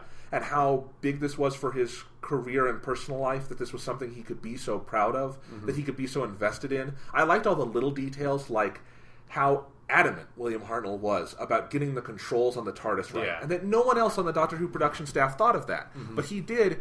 And especially when the saddest scene for me in some ways is when the new staff comes in and they don't get how things are done on Doctor Who. Then William Hartnell has to go and he like turns on the console himself. Right. And then you build, and because of all that and that attachment that there is, you build up to this inevitable moment where he can't do the role anymore. And that is sad. And then I also think closing it with his monologue to Susan and the actual William Hartnell giving it and reinforcing, they were not conflating this. He was a really good actor. Yeah, without a doubt. And really, really good tribute to him. And also, I think it made it clear, like my brother he didn't watch the whole movie with me, but he watched like the last half. And I think it also hit him as someone who doesn't know as much about Classic Who. It really reinforces how important William Hartnell is. Yeah. And it seems obvious, he's the first Doctor, but I think until you start to, watch his stuff and really think about it, you may even underestimate just how much this wouldn't be around without him. I mean, like he is the glue to the show that made it work at the beginning. Like as far as like the actors are concerned, like that the character of the Doctor and what he brought to it is so important. Like the show would never have caught on if he wasn't there, Absolutely. And God, I love those scenes too, early on where they initially cast him because of his wartime dramas. And they cast him as that, and they think the Doctor will be a little more militaristic, and he wanted to do this because he thought there would be a twinkle in the character's eye, and it just kind of hits you, man, if he hadn't pushed for that, the Doctor would be so different. Because his Doctor obviously is a little gruffer at the start, but that's something that he brings to it, that the Doctor is more than a gruff old man. Yeah, and that he definitely very deliberately, the Doctor became a lot sort of kinder and more grandfatherly as his years went on. Yeah, absolutely. So, God, lots of good stuff there. I liked all the recreations of scenes. Yeah, they did a really phenomenal job of recreating some of those scenes. Like, it's impeccable in some cases. Yeah, I liked seeing the Marco Polo sets. And other sets that we don't have footage of. That was pretty cool. Yeah. What else is there to talk? For you. One of like some of the weakest parts is like the woman who plays Carol Ann Ford was not a good Carol Ann Ford. No, especially because what I did that day on the 50th special day is I watched An Unearthly Child, so did I. Then I watched the 50th special, and then I watched An Adventure in Space and Time. And Carol Ann Ford is really, really good as Susan, and she makes a really big impression in An Unearthly Child. And I did think her scenes there were lacking, especially in comparison to David Bradley, who is not lacking at all recreating those scenes. Yeah, but and then obviously they have Patrick Troughton in there, like not actual Patrick Troughton, like someone's playing him, kicking Patrick Troughton in the nuts. It's like just a really bad. It's just a really bad Patrick Troughton, which is so weird because, as I said earlier, Fraser Hines, one, now that he's older, he kind of looks like Patrick Troughton, and two, he does a killer fucking Patrick Troughton impression with his voice. So yeah, it's not like Fraser Hines wouldn't do it, you know. Right. So I don't know why they didn't get him. Well, here's the weirdest thing. Their Patrick Troughton looked like he was 18. Yeah. And Patrick Troughton was younger than William Hartnell, but he looked like an old dude. Like he looked like he was 900 years old, you know? Like he had a great fucking face. And this guy did not, like, they didn't cast anyone who looked remotely like Patrick Troughton. It was hilarious. Like, usually the rule of thumb, almost to the detriment of a lot of biopics, is they try to cast on physicality. This was the opposite of that to hilarious effect. Yeah. And it also sucked because they had I thought a really good and sort of appropriate scene dealing with that subject earlier, when William Hartnell goes into Sidney Newman's office and is talking to him, and like they realize, okay, like we need to get another person to play the Doctor, and then he shows him a headshot of Patrick Troughton, and then William Hartnell looks at it and he's like, oh, Patrick Troughton, like that's a good choice. Like I thought that scene was like the perfect tone for like what that needs to be. Yes. Of like, you don't need to invest in getting someone to do a really good Patrick Troughton if you just had that scene and everyone knows it's like, okay, there you go, that's all you really need for it. And then they go in and they fucking actually have some dude try to play Patrick Troughton. It's like, why? That was unnecessary. What did you think of Brian Cox as Sidney Newman? I liked him. Okay. Yeah. I liked him. There were moments where I thought he was maybe enjoying chewing the scenery a tad too much. It's a documentary about Doctor Who. If someone's not chewing the scenery, it's not appropriate, as far as I'm concerned. God damn it. What did you think of their portrayal of Verity Lambert? I thought she was good. I liked her. I thought she was really good too. I thought it was interesting how, in real life, obviously, she exits the story. Mm-hmm. But it very much, the movie starts out with her as the focal point. Yeah. And it shifts to William Hartnell, and then she's gone. But her scenes with David Bradley are great. Yeah, without a doubt. Especially their last scene together. Mm-hmm. Really, really good stuff. Yeah. And there's just and I thought they just did a really good job of hitting on recreating a lot of the scenes and stuff, and a lot of the really sort of famous behind the scenes stuff that happened during that time, and just especially just little stuff about just throwing in a little bit about talking about the theme song and stuff like that, just to hit on all the little moments that you need to, because obviously to fully flesh out all of that stuff you need a much longer movie, but I thought they did a good job with the time they had. Yeah, I think this is far and away the best Doctor Who thing Mark Gatiss has ever written. Yeah, sure. Yeah. I like it better than the Crimson Horror. I like a lot of things a lot better than the Crimson Horror, and this is definitely in that list. Yes. Sadly, this movie did not have an alien suckling on Diana Riggs' Is that a sad thing? Is that really... Do you think that's a sad thing? Is that something you want now? Did Crimson Horror ruin all movies and TV shows for you because they don't have that? Well, this was sarcasm, Sean. Yeah. But in all honesty, when I go... it was, Jonathan. You cover your ass now. When I go back and watch On Her Majesty's Secret Service and Diana Riggs in that with James Bond, I'm sad James Bond isn't an alien. Yeah. You're trying to pretend you're sarcastic, but then when I go to your room, then you have this big poster of Diana Riggs with an alien parasite sucking on her teeth. We all know what you think about, sick motherfucker. All right, so anything else to say about An Adventure in Space and Time? I really fucking liked it, and I think again, it's not for people who are not a big fan of the show, and especially if you are someone who has only watched new Doctor Who, it will do nothing for you. I don't think, because it's I don't know about that. Maybe not nothing, but there is so much to that movie that you are going to miss, I guess. I think so, but I was I honestly was trying to watch it from both perspectives, and also since my brother was in the room and he's never seen classic Who. Well, he saw An Unearthly Child earlier in the day because I made him watch it. But he doesn't have any real connection or knowledge of it, and he really enjoyed the stuff he saw of it. And when I was thinking about it, I thought enough of it was pitched broadly enough that I think if you had an interest in Doctor Who, I think this would be entertaining on the level of just as a good sort of behind-the-scenes docudrama. Okay, sure. I don't know if it would be any more than that. I think, obviously, if you know a lot about it, like Sean is the kind of person who would get the most out of it. Yeah. But, because, you've seen all of William Hartnell's stuff, and you have a deep affection for it. And I've read a lot about the stuff that happened behind the scenes in the making of the show already, too. So it's like I had a full breadth of knowledge going into it. Yeah, so I thought it was good. I don't know where you can see it now if you want to. You can get it like on iTunes. Yeah, on iTunes, and like the PS4 store also had it. Like I thought that was interesting. That's good. Yeah, it's not coming out on DVD in the US. There's no plans for that. It is out on DVD in the UK and actually has some cool features. Maybe I'll import it at some point, but hopefully they put it out on DVD or Blu-ray here. I was kind of hoping they would just stick it on the 50th anniversary special set, but they didn't. So we'll see about that. Sean, you want to talk about the main event now? Sure. Well, there was one. I actually don't know if you've seen this because I haven't talked to you about it yet. But did you see the Five-ish Doctors reboot? I haven't had time to watch it, and I really wanted to. But I've heard it was fun. It is fucking hilarious. Although, I said that An Adventure in Space and Time is something that if you're only a big fan of Doctor Who, and especially Classic Who, you will get.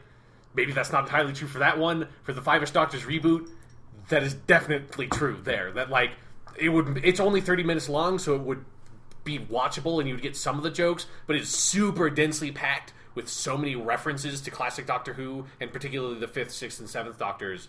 Because, for those who don't know, the Five-ish Doctors reboot is this sort of faux documentary that Peter Davison made, who played the 5th Doctor, about him, Colin Baker, and Sylvester McCoy, who are the 5th, 6th, and 7th Doctors, trying to get into the 50th anniversary special.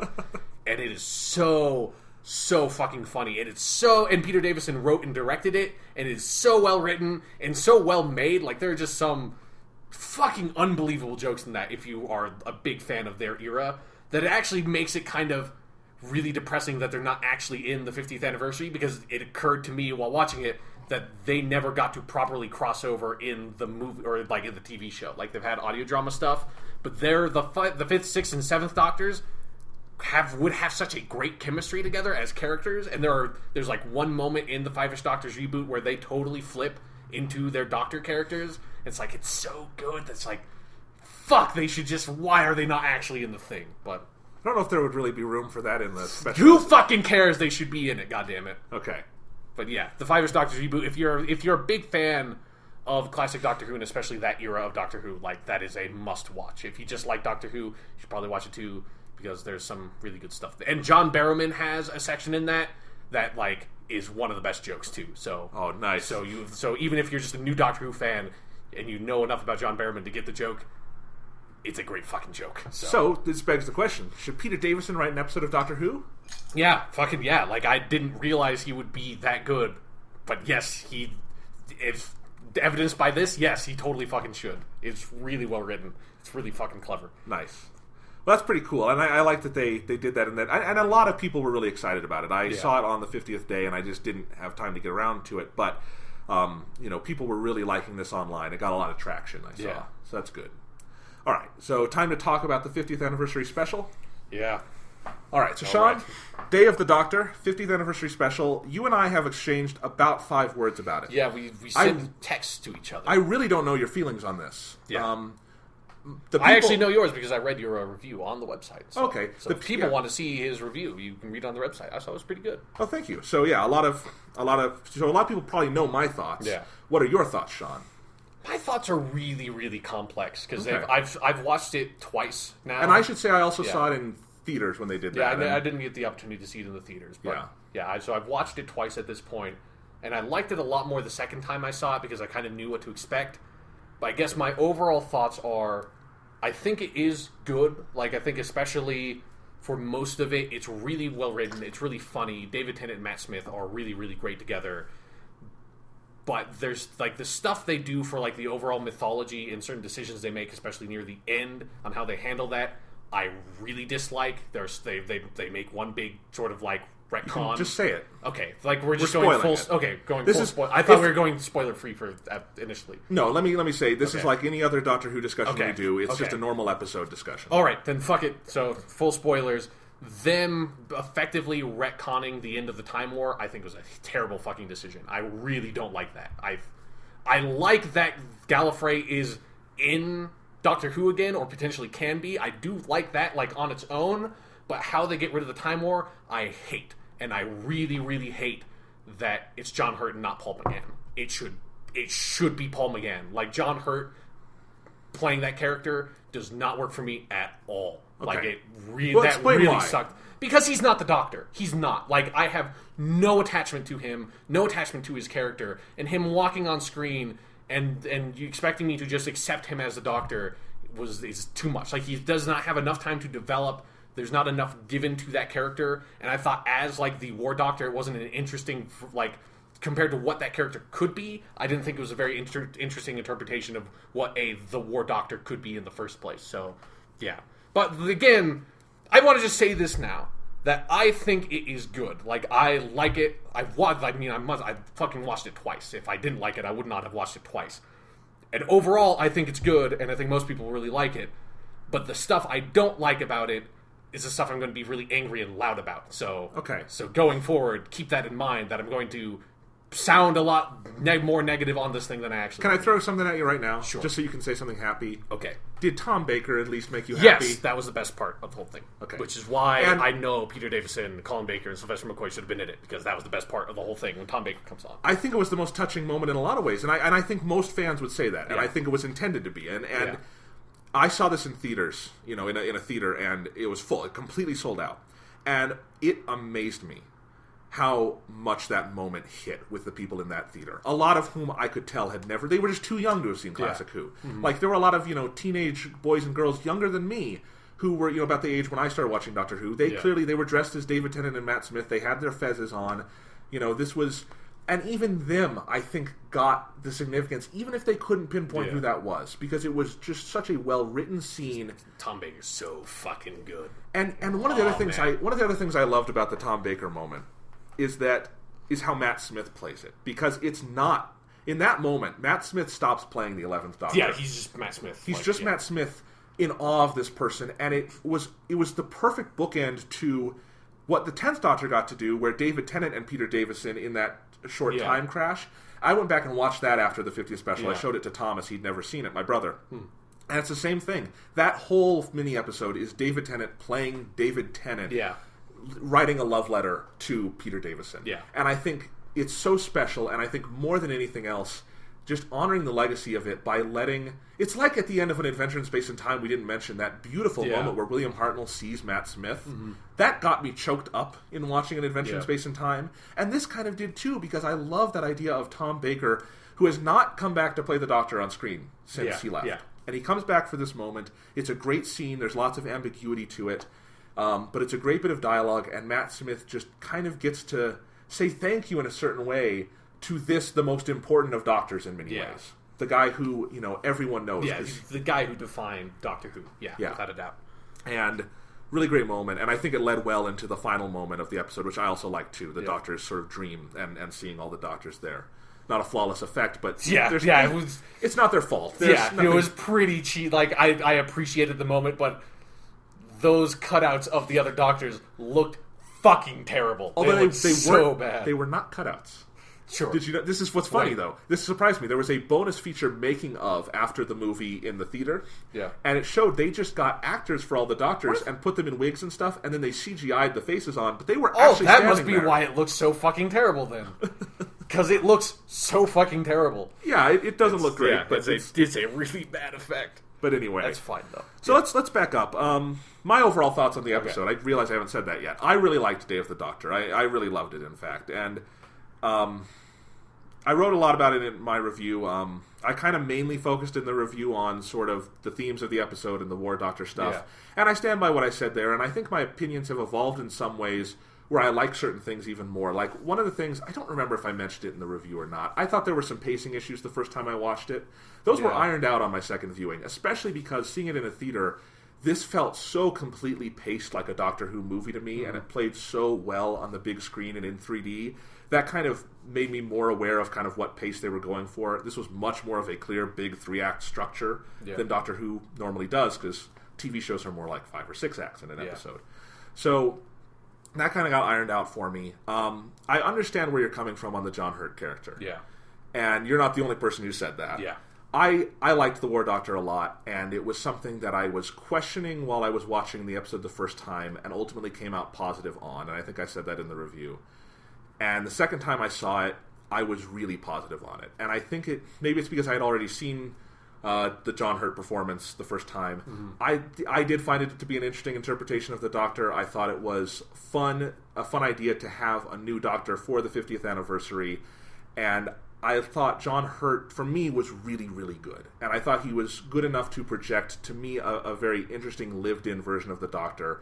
The specific thing that makes it work for me is letting him be with David Tennant and Matt Smith. And I liked all the contrasts, especially not just the humorous ones, but even the humorous ones made a thematic point, but especially the dramatic scenes between the three of them, I thought made really interesting points about the War Doctor in terms of him being this Doctor who is very grizzled and old and sort of world-weary, but also being someone I thought was an interesting point in the episode. It feels to me like he very much wants to be a Doctor like them. Yeah. He wants to be a Doctor, not necessarily like them because he considers them childish and whatnot, but he wishes he could have the adventures they have. He wishes for the adventures of his past lives. And I thought it was interesting to have a Doctor who is caught at this crossroads. We don't know him when we enter the episode, but I feel like we do by the end, and I think so much of the episode is Stephen Moffat trying to hammer home the idea that these are all the same person. He's really going heavy on that idea throughout the whole episode.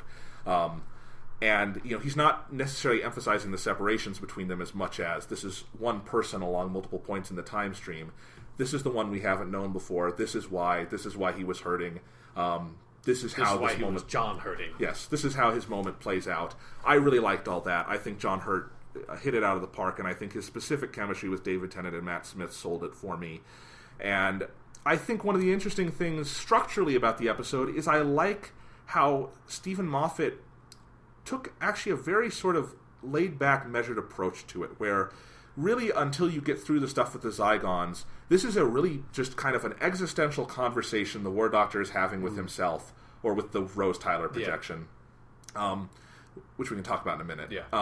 So he's having this existential conversation with himself about what he's doing, and this manifests itself through meeting the 10th and 11th Doctors, and having this adventure with the Zygons, which I thought was a perfectly fine, perfunctory Doctor Who adventure, but it's just Zygons. Like, what? Why the Zygons? Because like, of all the classic Doctor Who villains, the fucking Zygons. Like, it blew my goddamn mind when I realized, like, halfway through, that the Zygons were the main villain. I'm not saying that's, like, a huge flaw. Right. It just utterly baffles me. The Zygons are from one pretty good Tom Baker story, Terror of the Zygons, and that's the only place this has ever appeared. This has been a recent theme on Doctor Who. I mean, the Silurians became a big thing. Yeah, but this is the 50th anniversary, and you bring back the fucking Zygons? Like, that's the one. The fucking Zygons are like yes! They never got a fair chance, the goddamn Zygons, so we're gonna put them in the 50th anniversary of Doctor Who. Well, and in any case, fucking Zygons. Jesus, what the fuck? Well, I think it emphasizes in certain ways the point of that structure, which is it's a pretty standard Doctor Who adventure. Yeah. He winds up meeting himself, but even then, it's a pretty standard Doctor Who adventure, and that's the point. It's constantly commenting on itself. It's the War Doctor watching himself in the future work through these issues and wondering how he will be as a human. He's not a human being. As a sentient being, I don't know what you call it. Time Lord. As a Time Lord in the future.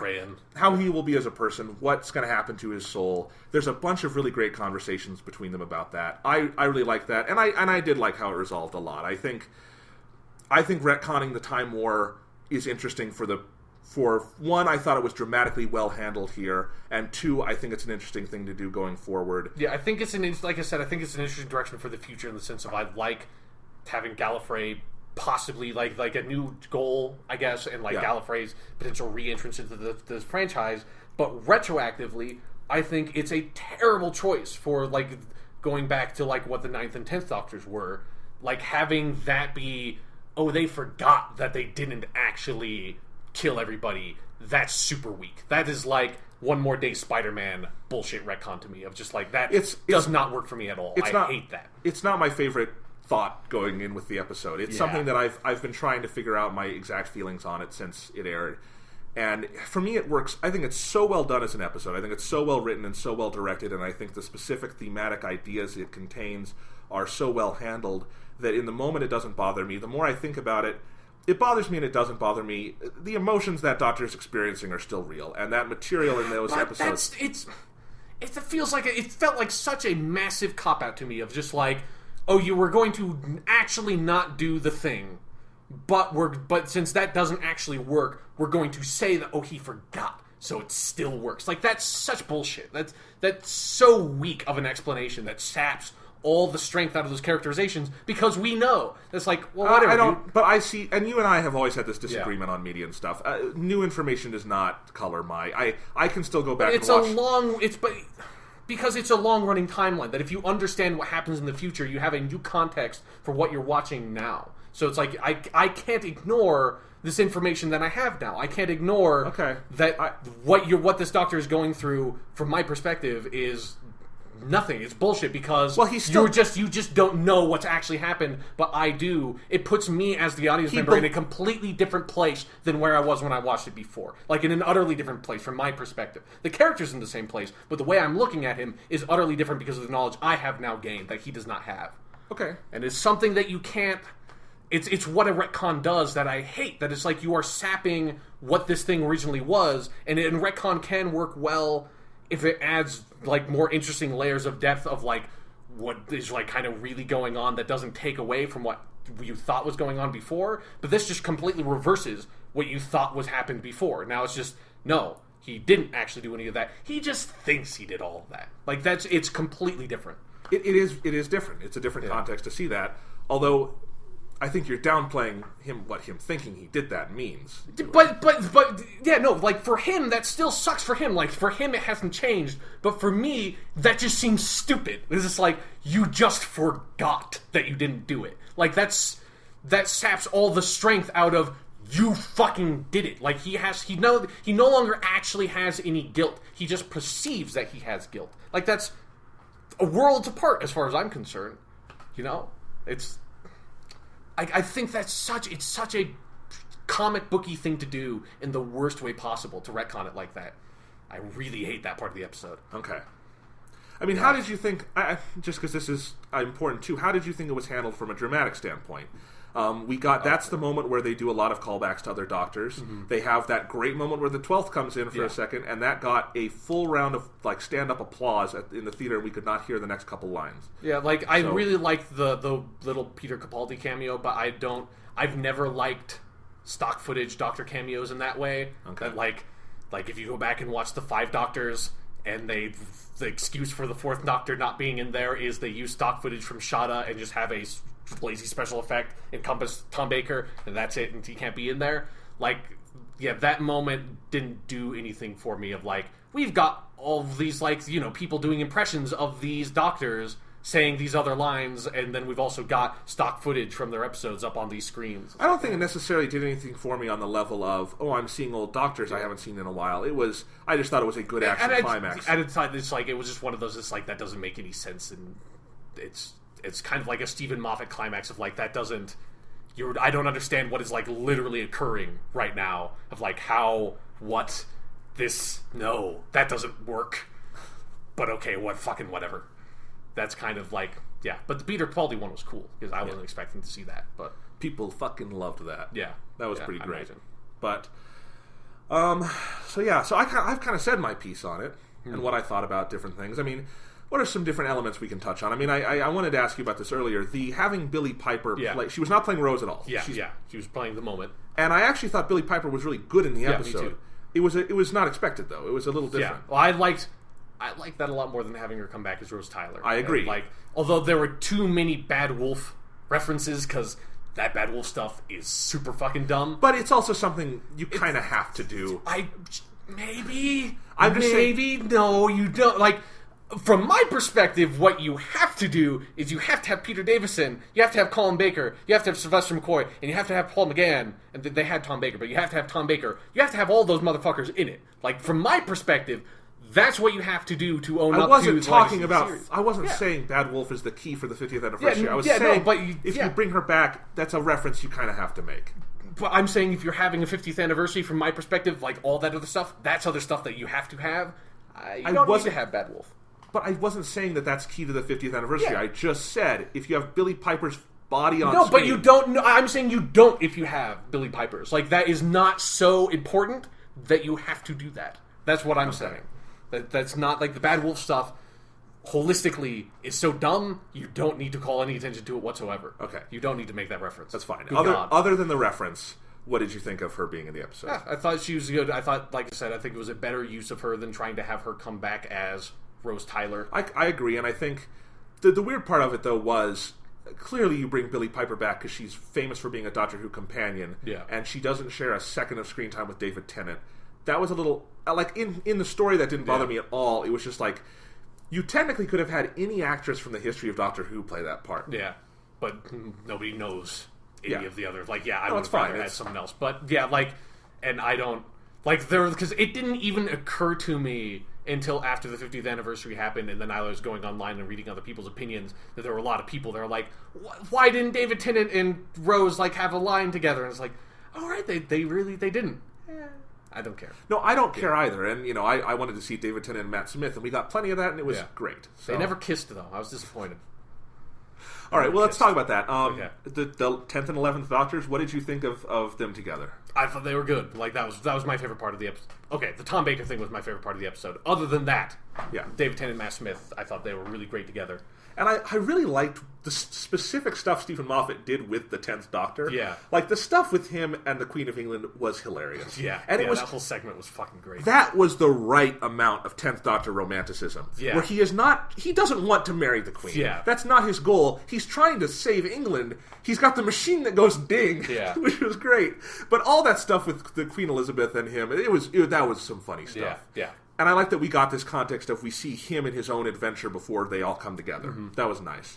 So those two had a lot of good... And one of the things I liked most about their relationship is that it's very amiable. Yeah. They don't... And I also like that the 10th Doctor, when he sees his future self, he's at a point in his life where that no longer surprises him. Yeah, exactly. Like, this has happened several times before. Yeah, it is just par for the course, and they are going to have fun together. Yeah. So a little bit of competition here and there, but other than that, they liked it. Yeah, like their first meeting is just really fucking good, of being like, David Tennant is such like a cool, suave doctor, and then Matt Smith is a really cute and kind of adorable, but really kind of like clumsy and lame doctor in a lot of ways. Like that. Yeah. Playing off of that, I thought that was really well done. Yes. Yeah. What did you think of the chemistry they had with John Hurt added into the equation? I thought that it was okay. Like, I have my problems with the John Hurt character, but outside of any sort of, very sort of like fan servicey Tom Baker moments, the best scene in the whole thing was them in the Tower of London, like, bar none. That was like... It's great. Yeah. I thought that was a really well-written scene. That was just really, really well done. Absolutely. And he has a very William Hartnell kind of relationship with them, in terms of kind of talking down to them. And it actually leads to something else I wanted to ask you about. They make two timey-wimey jokes, but they are the best timey-wimey thing they've done since the initial timey-wimey. Yeah. Because it was completely about recognizing the silliness of it. Yeah. And it also became a character moment where he says, the line about why are you afraid of being adults? Yeah. It was it was almost an apology for how Doctor Who, the memization of, as you said, of Doctor Who. And I thought that was really interesting to tie that in at the 50th anniversary to a specific character idea. Yeah. I thought that was good. And specifically, I think the timey-wimey joke where it's the 11th Doctor saying it, the War Doctor saying, what the hell are you saying? And then the 10th Doctor saying, I don't know where he gets it from. That brought the house down. I thought, it was great. Yeah. But now, timey-wimey needs to die. Like, I thought they addressed it here because it was an opportunity to address it because you had David Tennant come back. Yes. Now it's done. No more. If they make another timey-wimey joke, there are no more free passes. What about the 60th anniversary? No. No? Okay. No, the timey-wimey stuff is in no way significant enough for it to ever appear in the show again. You guys can't see this. Sean just talking about timey-wimey looks physically uncomfortable. This is it's just so fucking annoying. Like, again, in this context, it was very well done. I thought it was a fucking great joke. Yeah. But, outside of this context and Blink, fuck timey-wimey so much. Okay. I've watched too much of this fucking show for people to keep on going on about timey-wimey bullshit, All right, one of the things to talk about. Did you like Clara teaching at Coal Hill School?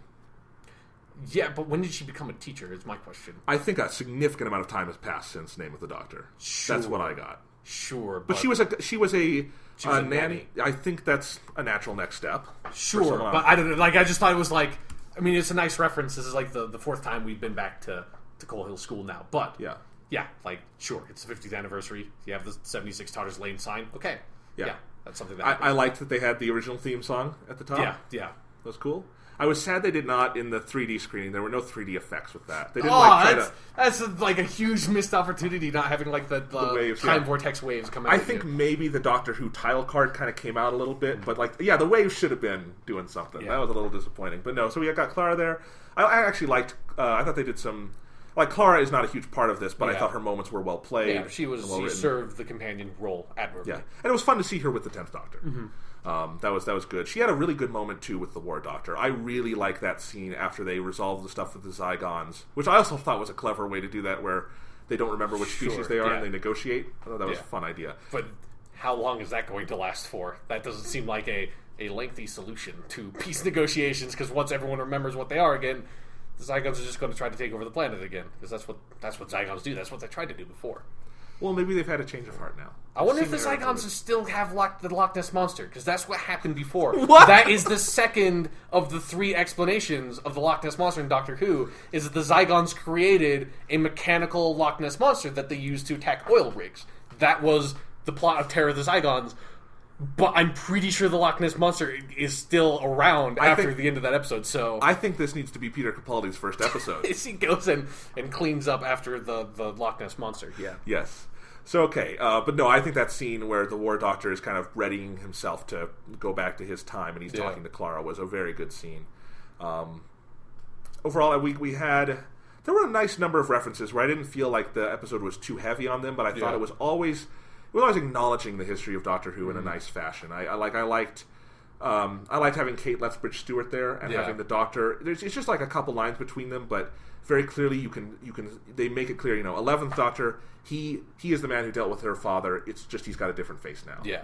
This incarnation never got to meet him, but the other ones did, and that's part of his history. So there's just stuff like that. I definitely like that they had Unit in there. Yeah, it's the important part of the show.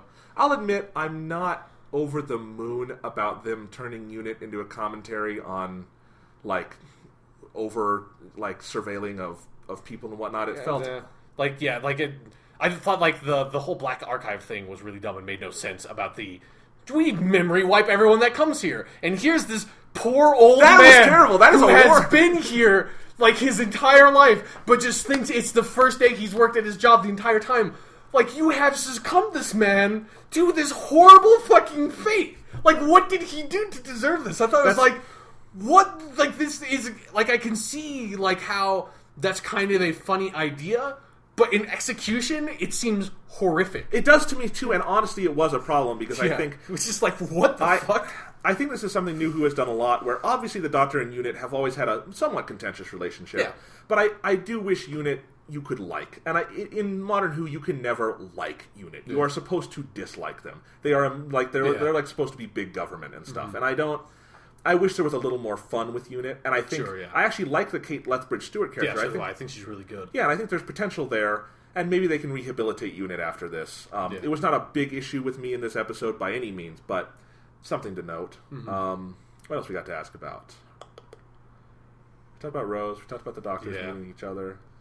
I think it was, I really enjoyed this episode. I thought it's not in my top 10 Modern Who. I don't know if it would break my top 20. I thought it was really, really good. I thought it was very fitting for the 50th.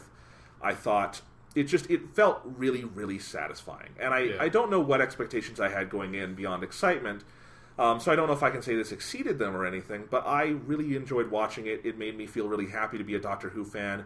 It made me think about the past. It made me excited for the future. And I thought, as an episode, it's really, really good. And, I'm excited to see it again, even. And in theaters, it played really well. It's very cinematic and very cinematically shot. And the 3D, because they actually shot it in 3D, better than most Hollywood movies. Huh. It's not like... Well, it doesn't. The title screen doesn't come out at you, so... No, it's and there's and that's the best part of watching anything in 3D is the opening credits. That's I'm not even joking. I forgot to tell you though. This was one of the best parts. Is at the theatrical screenings they had two little movies made for the theater screenings, and the first one was Strax the Sontaran coming in and giving you the theater etiquette lesson. Nice. And that was so great. That was one of those things that just brought the house down. That was fantastic. Especially he had this whole thing about how eating popcorn is torturing popcorn kernels because you explode them and eat them. And so he's like taking pleasure out of it. And when he's chomping the popcorn, you can hear it screaming. That was very funny. And then there was a video with Matt Smith and David Tennant, like the thing where they tell you to put your 3D glasses on, but it was a little more in-depth than that, and it was very funny. Like, right as they were about to go into 3D, it switched to David Tennant, and he said, sorry, we couldn't put him out here, it's the chin. Stuff like that. So they were ribbing each other like that, and that was all really fun. And there was a fun behind-the-scenes special after it. Hopefully this will all be on the Blu-ray that's coming out this week. Probably would be. Yeah. That's coming on Tuesday. That's how long we waited to record this. So. Yeah, jeez. Yeah. So anyway, last thing I wanted to talk about, in terms of just little here and there things, the Tom Baker stuff at the end. Yes. Are we assuming he's the fourth Doctor, or is he someone else? No. Like the impression I got that he is some sort of like future incarnation of the Doctor that just looks like Tom Baker. Okay. Like that's what like it would make absolutely no sense if he was the fourth Doctor in any way. Yeah. Like, that scene doesn't necessarily make sense in any way, but if he is some future incarnation of the Doctor that did retire and become a custodian, hopefully that negates the dumb shit from Name of the Doctor with him dying on Trinslor that I rewatched Name of the Doctor. Yeah. That's a bad episode. But yeah, no, this, like, that... Oh, you kind of liked it last time we watched it. You don't like it anymore. That does not hold up to a second viewing. The dumb shit overcomes everything else on a second viewing. I think they're redoing the Trenzalore stuff now because that's the plot of Time with the Doctor. Okay, they're going because it's like that idea of that being the Doctor's grave. I thought was dumb. There's footage. I don't think it's been publicly shown, but I heard like a dialogue snippet of it. I guess part of the premise of Time of the Doctor is that the 11th Doctor believes he is the last incarnation and is about to die permanently. Well, yeah, okay.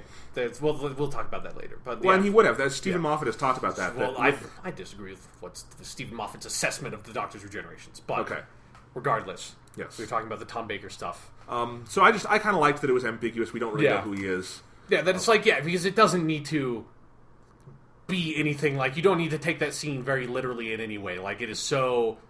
This is Tom Baker. Yeah. Like, God, that was just like when he fucking... Because, they shoot that scene so well because the way they're filming it in the dialogue, like, right before he comes in with Matt Smith alone, there's a cameo coming, just like the way they're doing it, and then you fucking hear his voice, it's like, that's fucking Tom Baker. Because I didn't expect any of the old Doctors to be in it at that point, because... Certainly not Tom Baker. Yeah. That's like...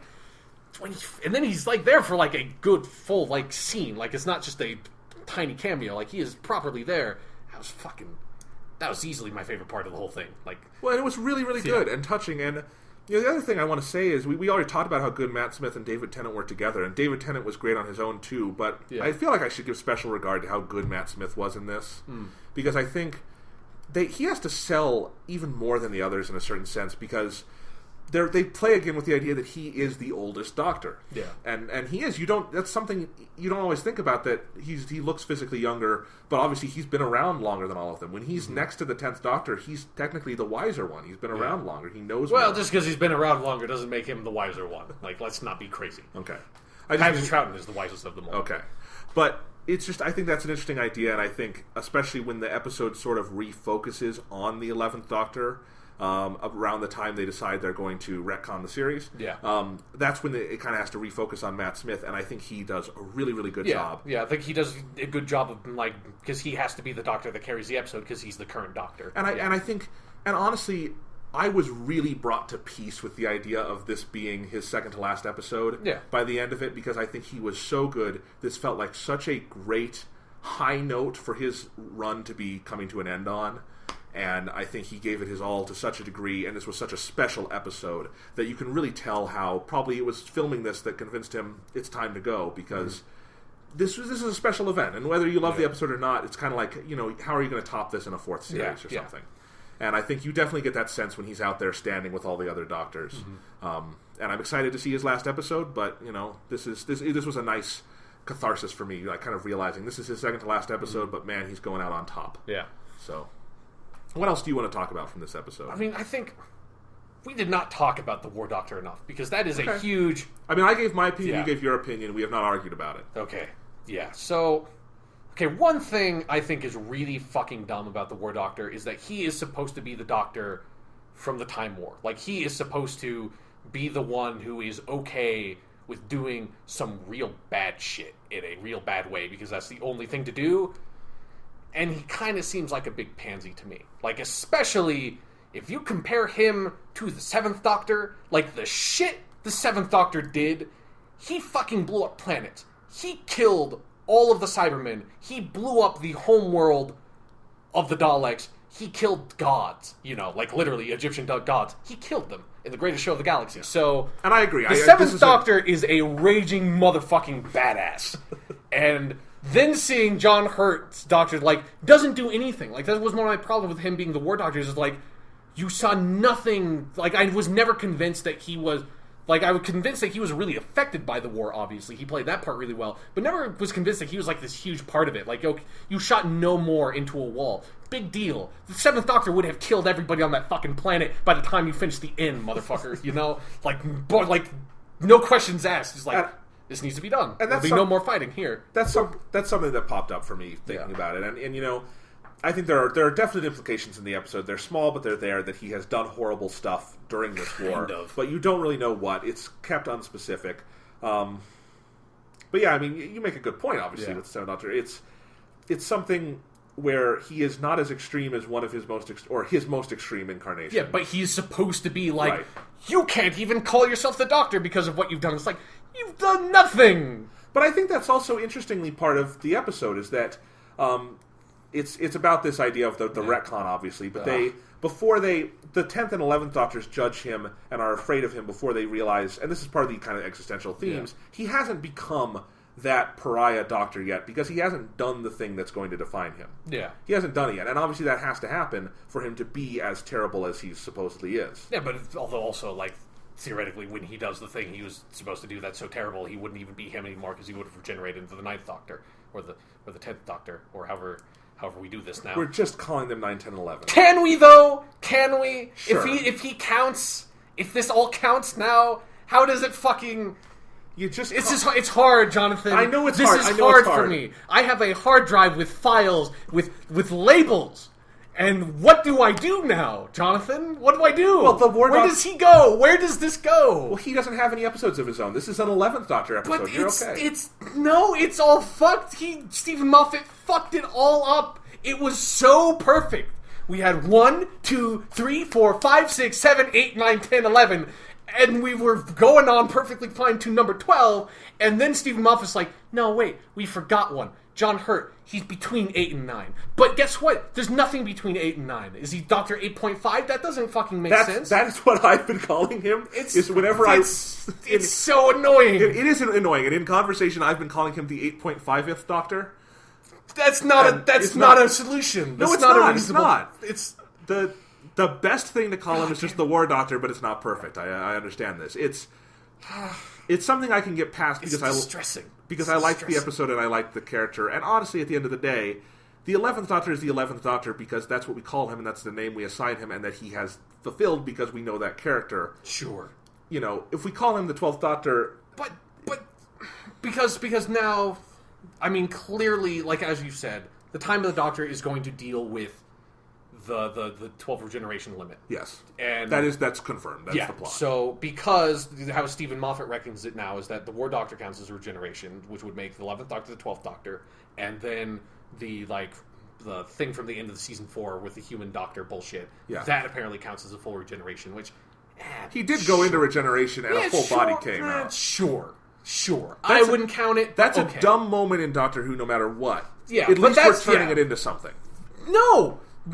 That's not what you do! You don't take the dumb moment and turn it into something. You take the dumb moment and you forget that it happened. We don't have to go back and legitimize the twin dilemma because it was a piece of shit then and now we have to somehow make it better. You just forget that it happened. You just forget about it. That's the same thing with Bad Wolf. You don't have to make a reference to Bad Wolf to somehow, bring it back and legitimize it or something.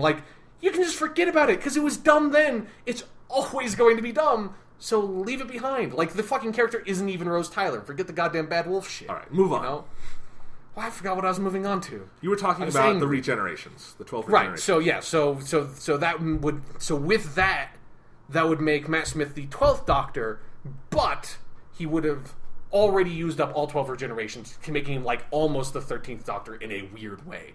Which, so if that's with the regeneration limit from Classic Who, you have to address that in some way. And it's just like, I don't know. That makes it hard for me to ignore the War Doctor being a full regeneration of the Doctor if we are now addressing regeneration limit shit, you know? Like, it's now, that is the part that, like, if that wasn't there, I would be happy to not think of him as a numbered Doctor. But now there's this bizarre discrepancy between the number of regenerations he's had, like the number of forms he's had. It's all fucked. Like, everything has been fucked. We fucked it all. Stephen Moffat has fucked everything up. Okay, quit shaking the mic. No, I'm not. Do you see those? That means Yes. you cannot hear what you are saying. They fucked everything up. That's what I'm saying. Can you hear me? Everything has been fucked. Everything, like the show is ruined for you. You don't like it anymore. But you're the not gonna numbering watch it. has been fucked. The numbering has been fucked. I agree. And it's fucked up. It didn't At need the end to of be the that day, way. you just have to push through it and call. At the end of the day, I just have to keep on complaining about how Paul McGann was not in this because he should have just been. It should have just been the Eighth Doctor. The whole time, it should have just been the Eighth Doctor. There's no reason why it couldn't have been. God damn it. So I still think some of the themes of the episode were interestingly done with this being a new Doctor. And I see that justification, and for me, I'll just tell you my personal viewpoint on this. I feel like there's so much Eighth Doctor stuff out there that I don't feel like I'm wanting for Eighth Doctor stuff. And at the same time, we got an Eighth Doctor mini-episode with this anniversary, and then we got, which I thought was kind of a fun idea, a new Doctor for the 50th anniversary, and got to see him interacting with one classic Doctor and the current Doctor.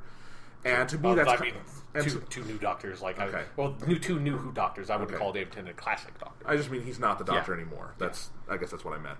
Former Doctor. Yeah. How's that? Sure. So to me, that was a best of both worlds approach, because we got more Eighth Doctor, a very good mini episode. He isn't the Doctor for the full 50th anniversary, but I liked what Stephen Moffat did with this. I liked this as an idea creatively, even though continuity-wise it is maddening. And I think that was like the first thing I said in my review also, is that as continuity maddening as it is, I liked how it worked. And I can live with that discrepancy, but I understand I also have not watched 799 episodes of Doctor Who.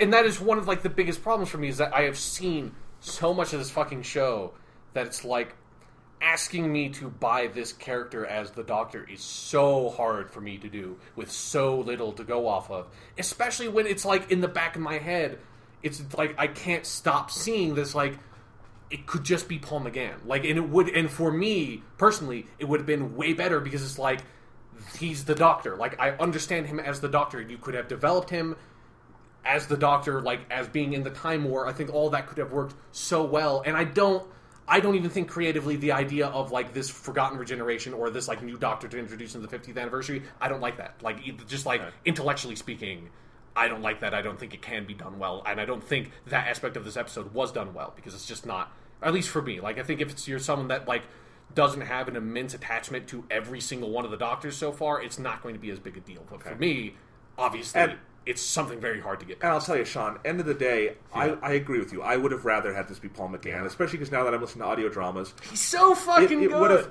There would have been, as I think one of the best moments in the episode is where they all have their hands on the button, and I probably would have been openly weeping if that was Paul McGann's hand. Exactly, because I agree. But one thing it's missing is like, for up until the Tom Baker stuff, like it doesn't have the episode does not have a direct connection to classic Doctor Who.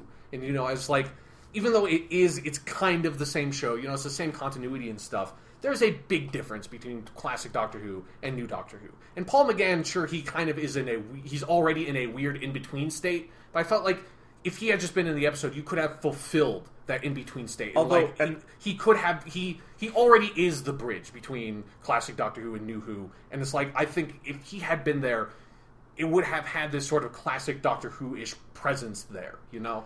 And I agree with you for you and for me. Yeah. But I think, while that would have had an emotional impact for you, and it would have had it for me and for some fans, the vast majority of people, I doubt, have seen any Paul McGann Doctor but material he's such a whatsoever. good actor that it doesn't matter, because he's just the Doctor. Like, he knows how to play the Doctor. He's been doing it for a long time. So for those people... But it would if they were using a pre-existing Doctor, it would inevitably be pitched differently. It just would be.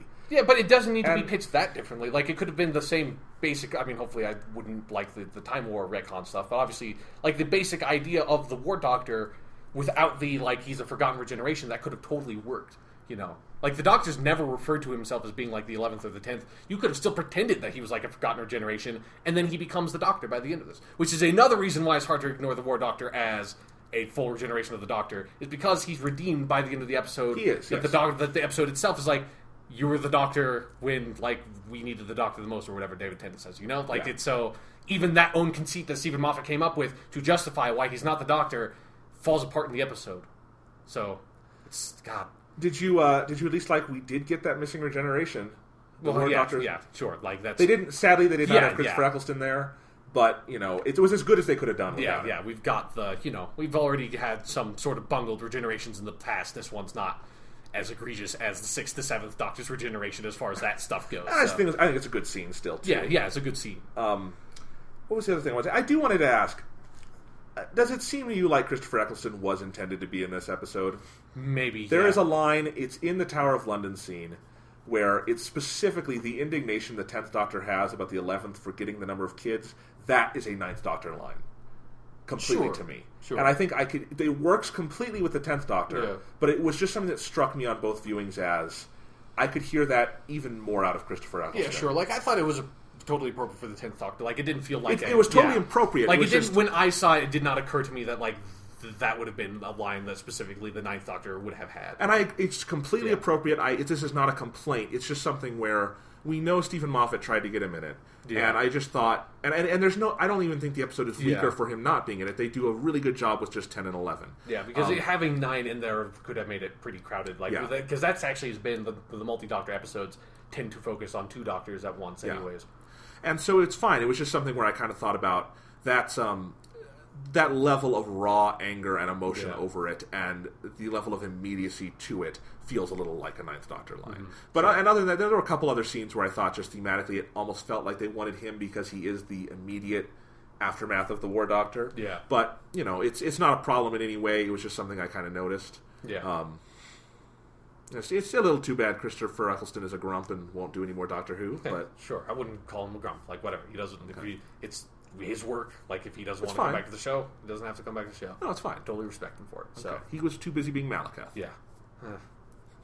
Actually, I don't think those shooting schedules overlapped at all. Yeah. Like, he just didn't want to come back. Like, whatever. Yeah, no, it's fine. And who would have come back? Paul McGann and Peter Davison and Colin Baker and Sylvester McCoy for little cameos. I will say this is something I've been talking with my brother about. Because he just finished. He was inspired by this 50th anniversary special to go back and finish all the 10th Doctor episodes he hadn't watched. I think he's been doing that, and he kind of asked me, or we were talking about, I asked him, now that you've seen all the 10th Doctor stuff, kind of what's your overall opinion of him? And he says, and then we kind of started talking about that, and I really realized watching the Day of the Doctor, for me, I'm at a point where 10 and 11 are on total even keel for me.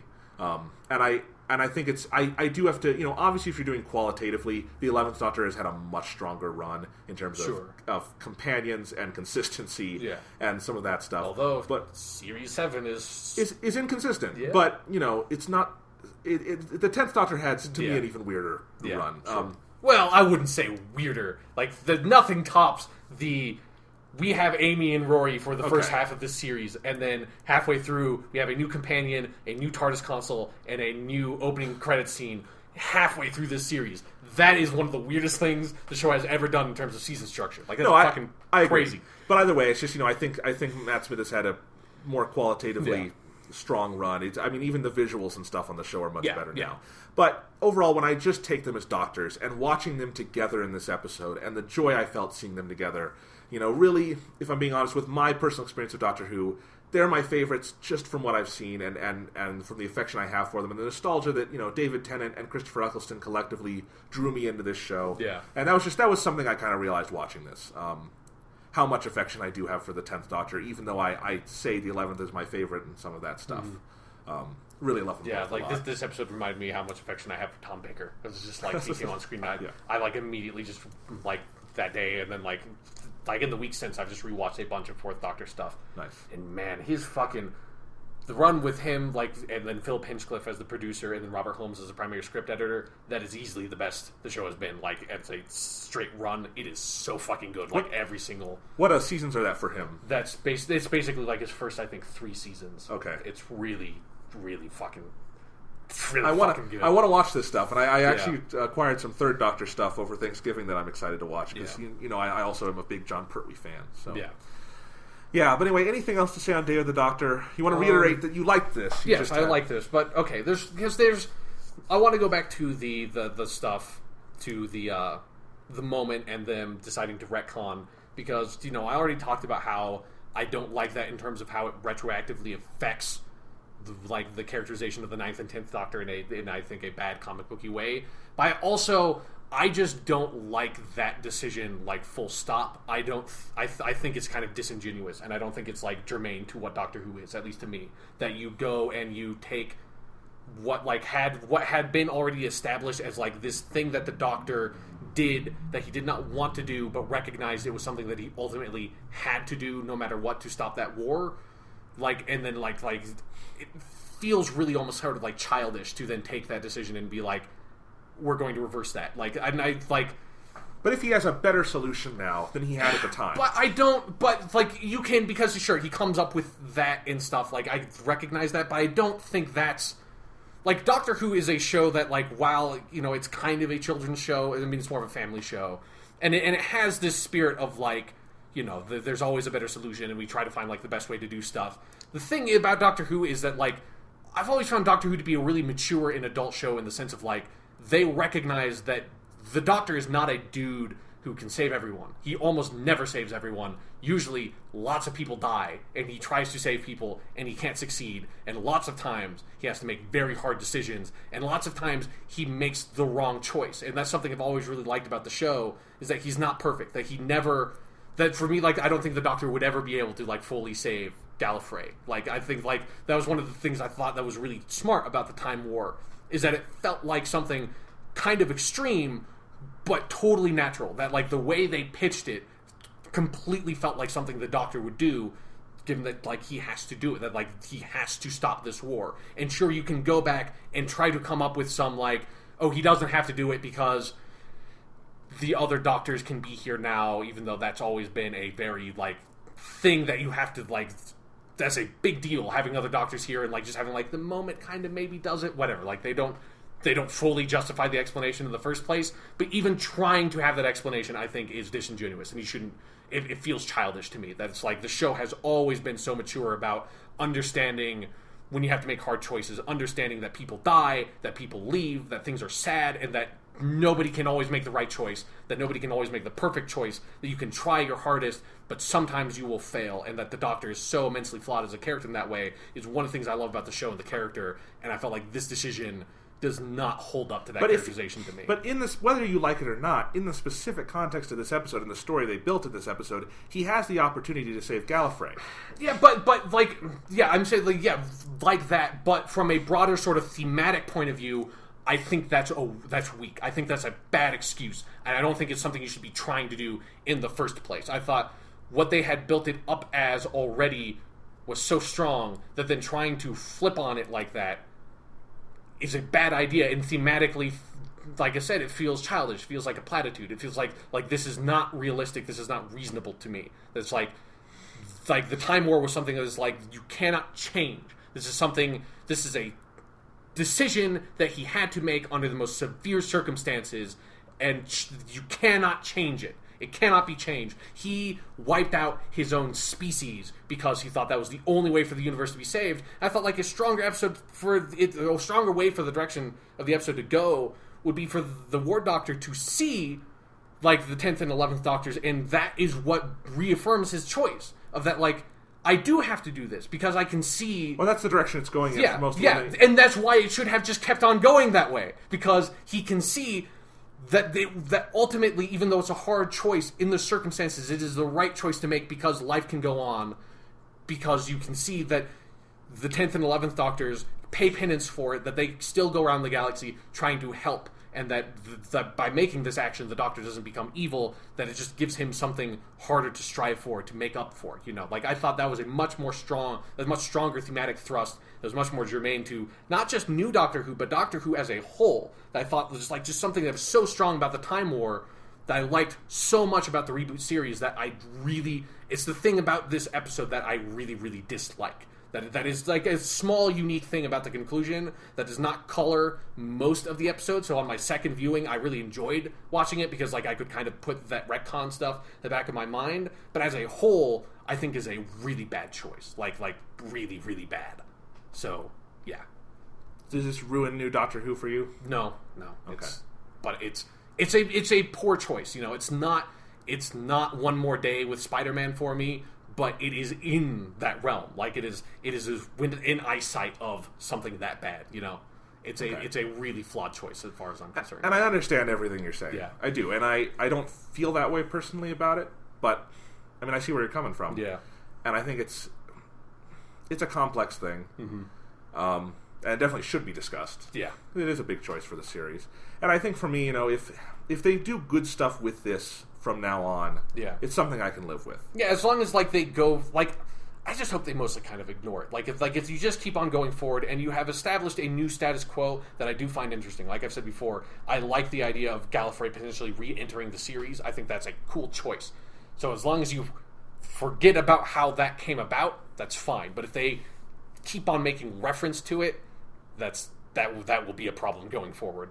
I kind of doubt that would be the case. Yeah, I hope not. But hey, we've had a lot of Bad Wolf references and timey-wimey shit. So but that's also... Who knows? You can't do this as a one-word meme reference, also. They'll find no more. Gallifrey still stands or fucking whatever. Like, they will find ways, Jonathan. They will find ways. I mean, for fuck's... Here's another thing that I thought was really just a dumb callback was when David Tennant leaves, he says, I don't want to go. I thought that was so cheesy. I really hated that they brought that line back there. Yeah. Yeah, that was dumb. So this I didn't know if it's something that like New Who does that I really dislike is like all those callbacks. That like the timey-wimey one here is one of the rare times that they do it well, but usually they do it really poorly. I thought that was an example of it being done poorly. All right, so what else do you want to say? I mean, I do think as a new status quo, I like that as an idea because we've got the 11th Doctor leaving. Yeah. And this has kind of now a built-in direction for the 12th Doctor or something. It doesn't have to be something like every episode he's out looking for Gallifrey. Yeah. But it's something that's it there. can be like a series arc kind of thing. Yeah. Yeah. It's something that exists now, and I think that'll be super interesting to have with a new Doctor. Yeah. I think him coming in. So I like that. I'm really, I'm interested to see how Stephen Moffat wraps up. It sounds like basically the arcs of his run on the show to date with Matt Smith going out. How he manages to corral all that stuff in for one episode, we'll see. Yes. I hope Matt Smith's last episode is good. If not, I really love this episode. I was a big fan of it.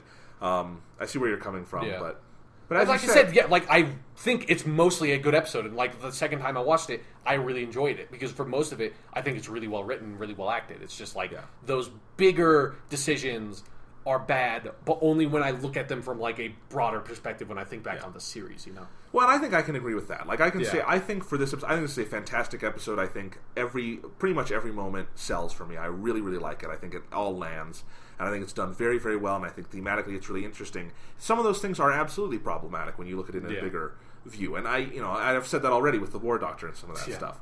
But it's end of the day, this is one episode out of 799. Yeah. At the end of the day, it doesn't affect anything in terms of like my affection for Classic Who, obviously. Yeah, and I think Doctor Who is in a healthy place right now. I've overall, I think this has been a weird year for the show in some ways because the second half of Series 7 was inconsistent, but the second half of Series 7 also had some really damn good episodes. This was really damn good. I hope the Christmas special is good, and honestly, as much as Stephen Moffat has to wrap up, for whatever reason, I cannot see him bungling a Doctor regeneration.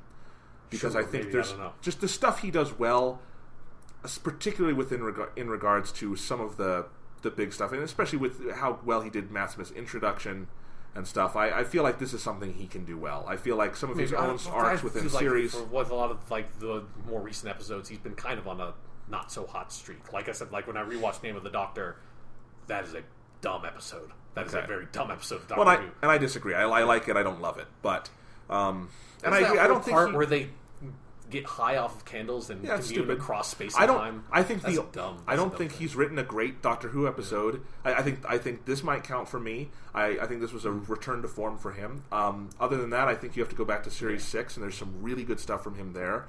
He wrapped it up poorly in Wedding of River Song, but that was not a good episode either.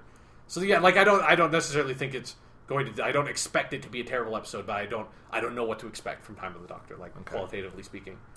All right, well, we'll be back to talk about it soonish. Yeah. That's in 15 days. Or what is today? The 8th. 17 days. Yeah. So, all right. That stresses me out because I still have a lot of movies to watch and write about. Yeah. Oh. All right, anything else you want to say, Sean, before we let the listeners go? Go watch some fucking Doctor Who, man. There's so much good stuff. Like, that was the thing about the 50th anniversary, is that, like, you know, while I think the 50th special itself was good, like, the broader stuff I did not like, but I really loved Adventure in Time and Space. I fucking adore the Five-ish Doctor. I think the Five-ish Doctor's reboot was the best new thing of Doctor Who that came out on that day. That was awesome. Then like, I watched, they made a science thing with Brian Cox. That was not Brian Cox, but whatever. Like, the science thing, that was cool. And then just, I watched so much fucking Doctor Who that it's so good, and there's so much stuff. And it's just like having that 50th anniversary. It doesn't matter to me even like what new stuff comes out on that day. Like, I just rewatched Tomb of the Cybermen that night, and I made the right choice in saying that was the best Doctor Who serial, because holy fucking shit, is that really good. Well, good. Yes, so we will be back next week at an indeterminate time, probably on Monday or Tuesday, but we will have, hopefully, our next episode, whenever we record it, will be our review of The Hobbit, The Desolation of Smaug. Hopefully, Sean, you'll have time to see it. Yeah, I'll try. I'm seeing Final stuff is happening for us up here, so yes, and hectic.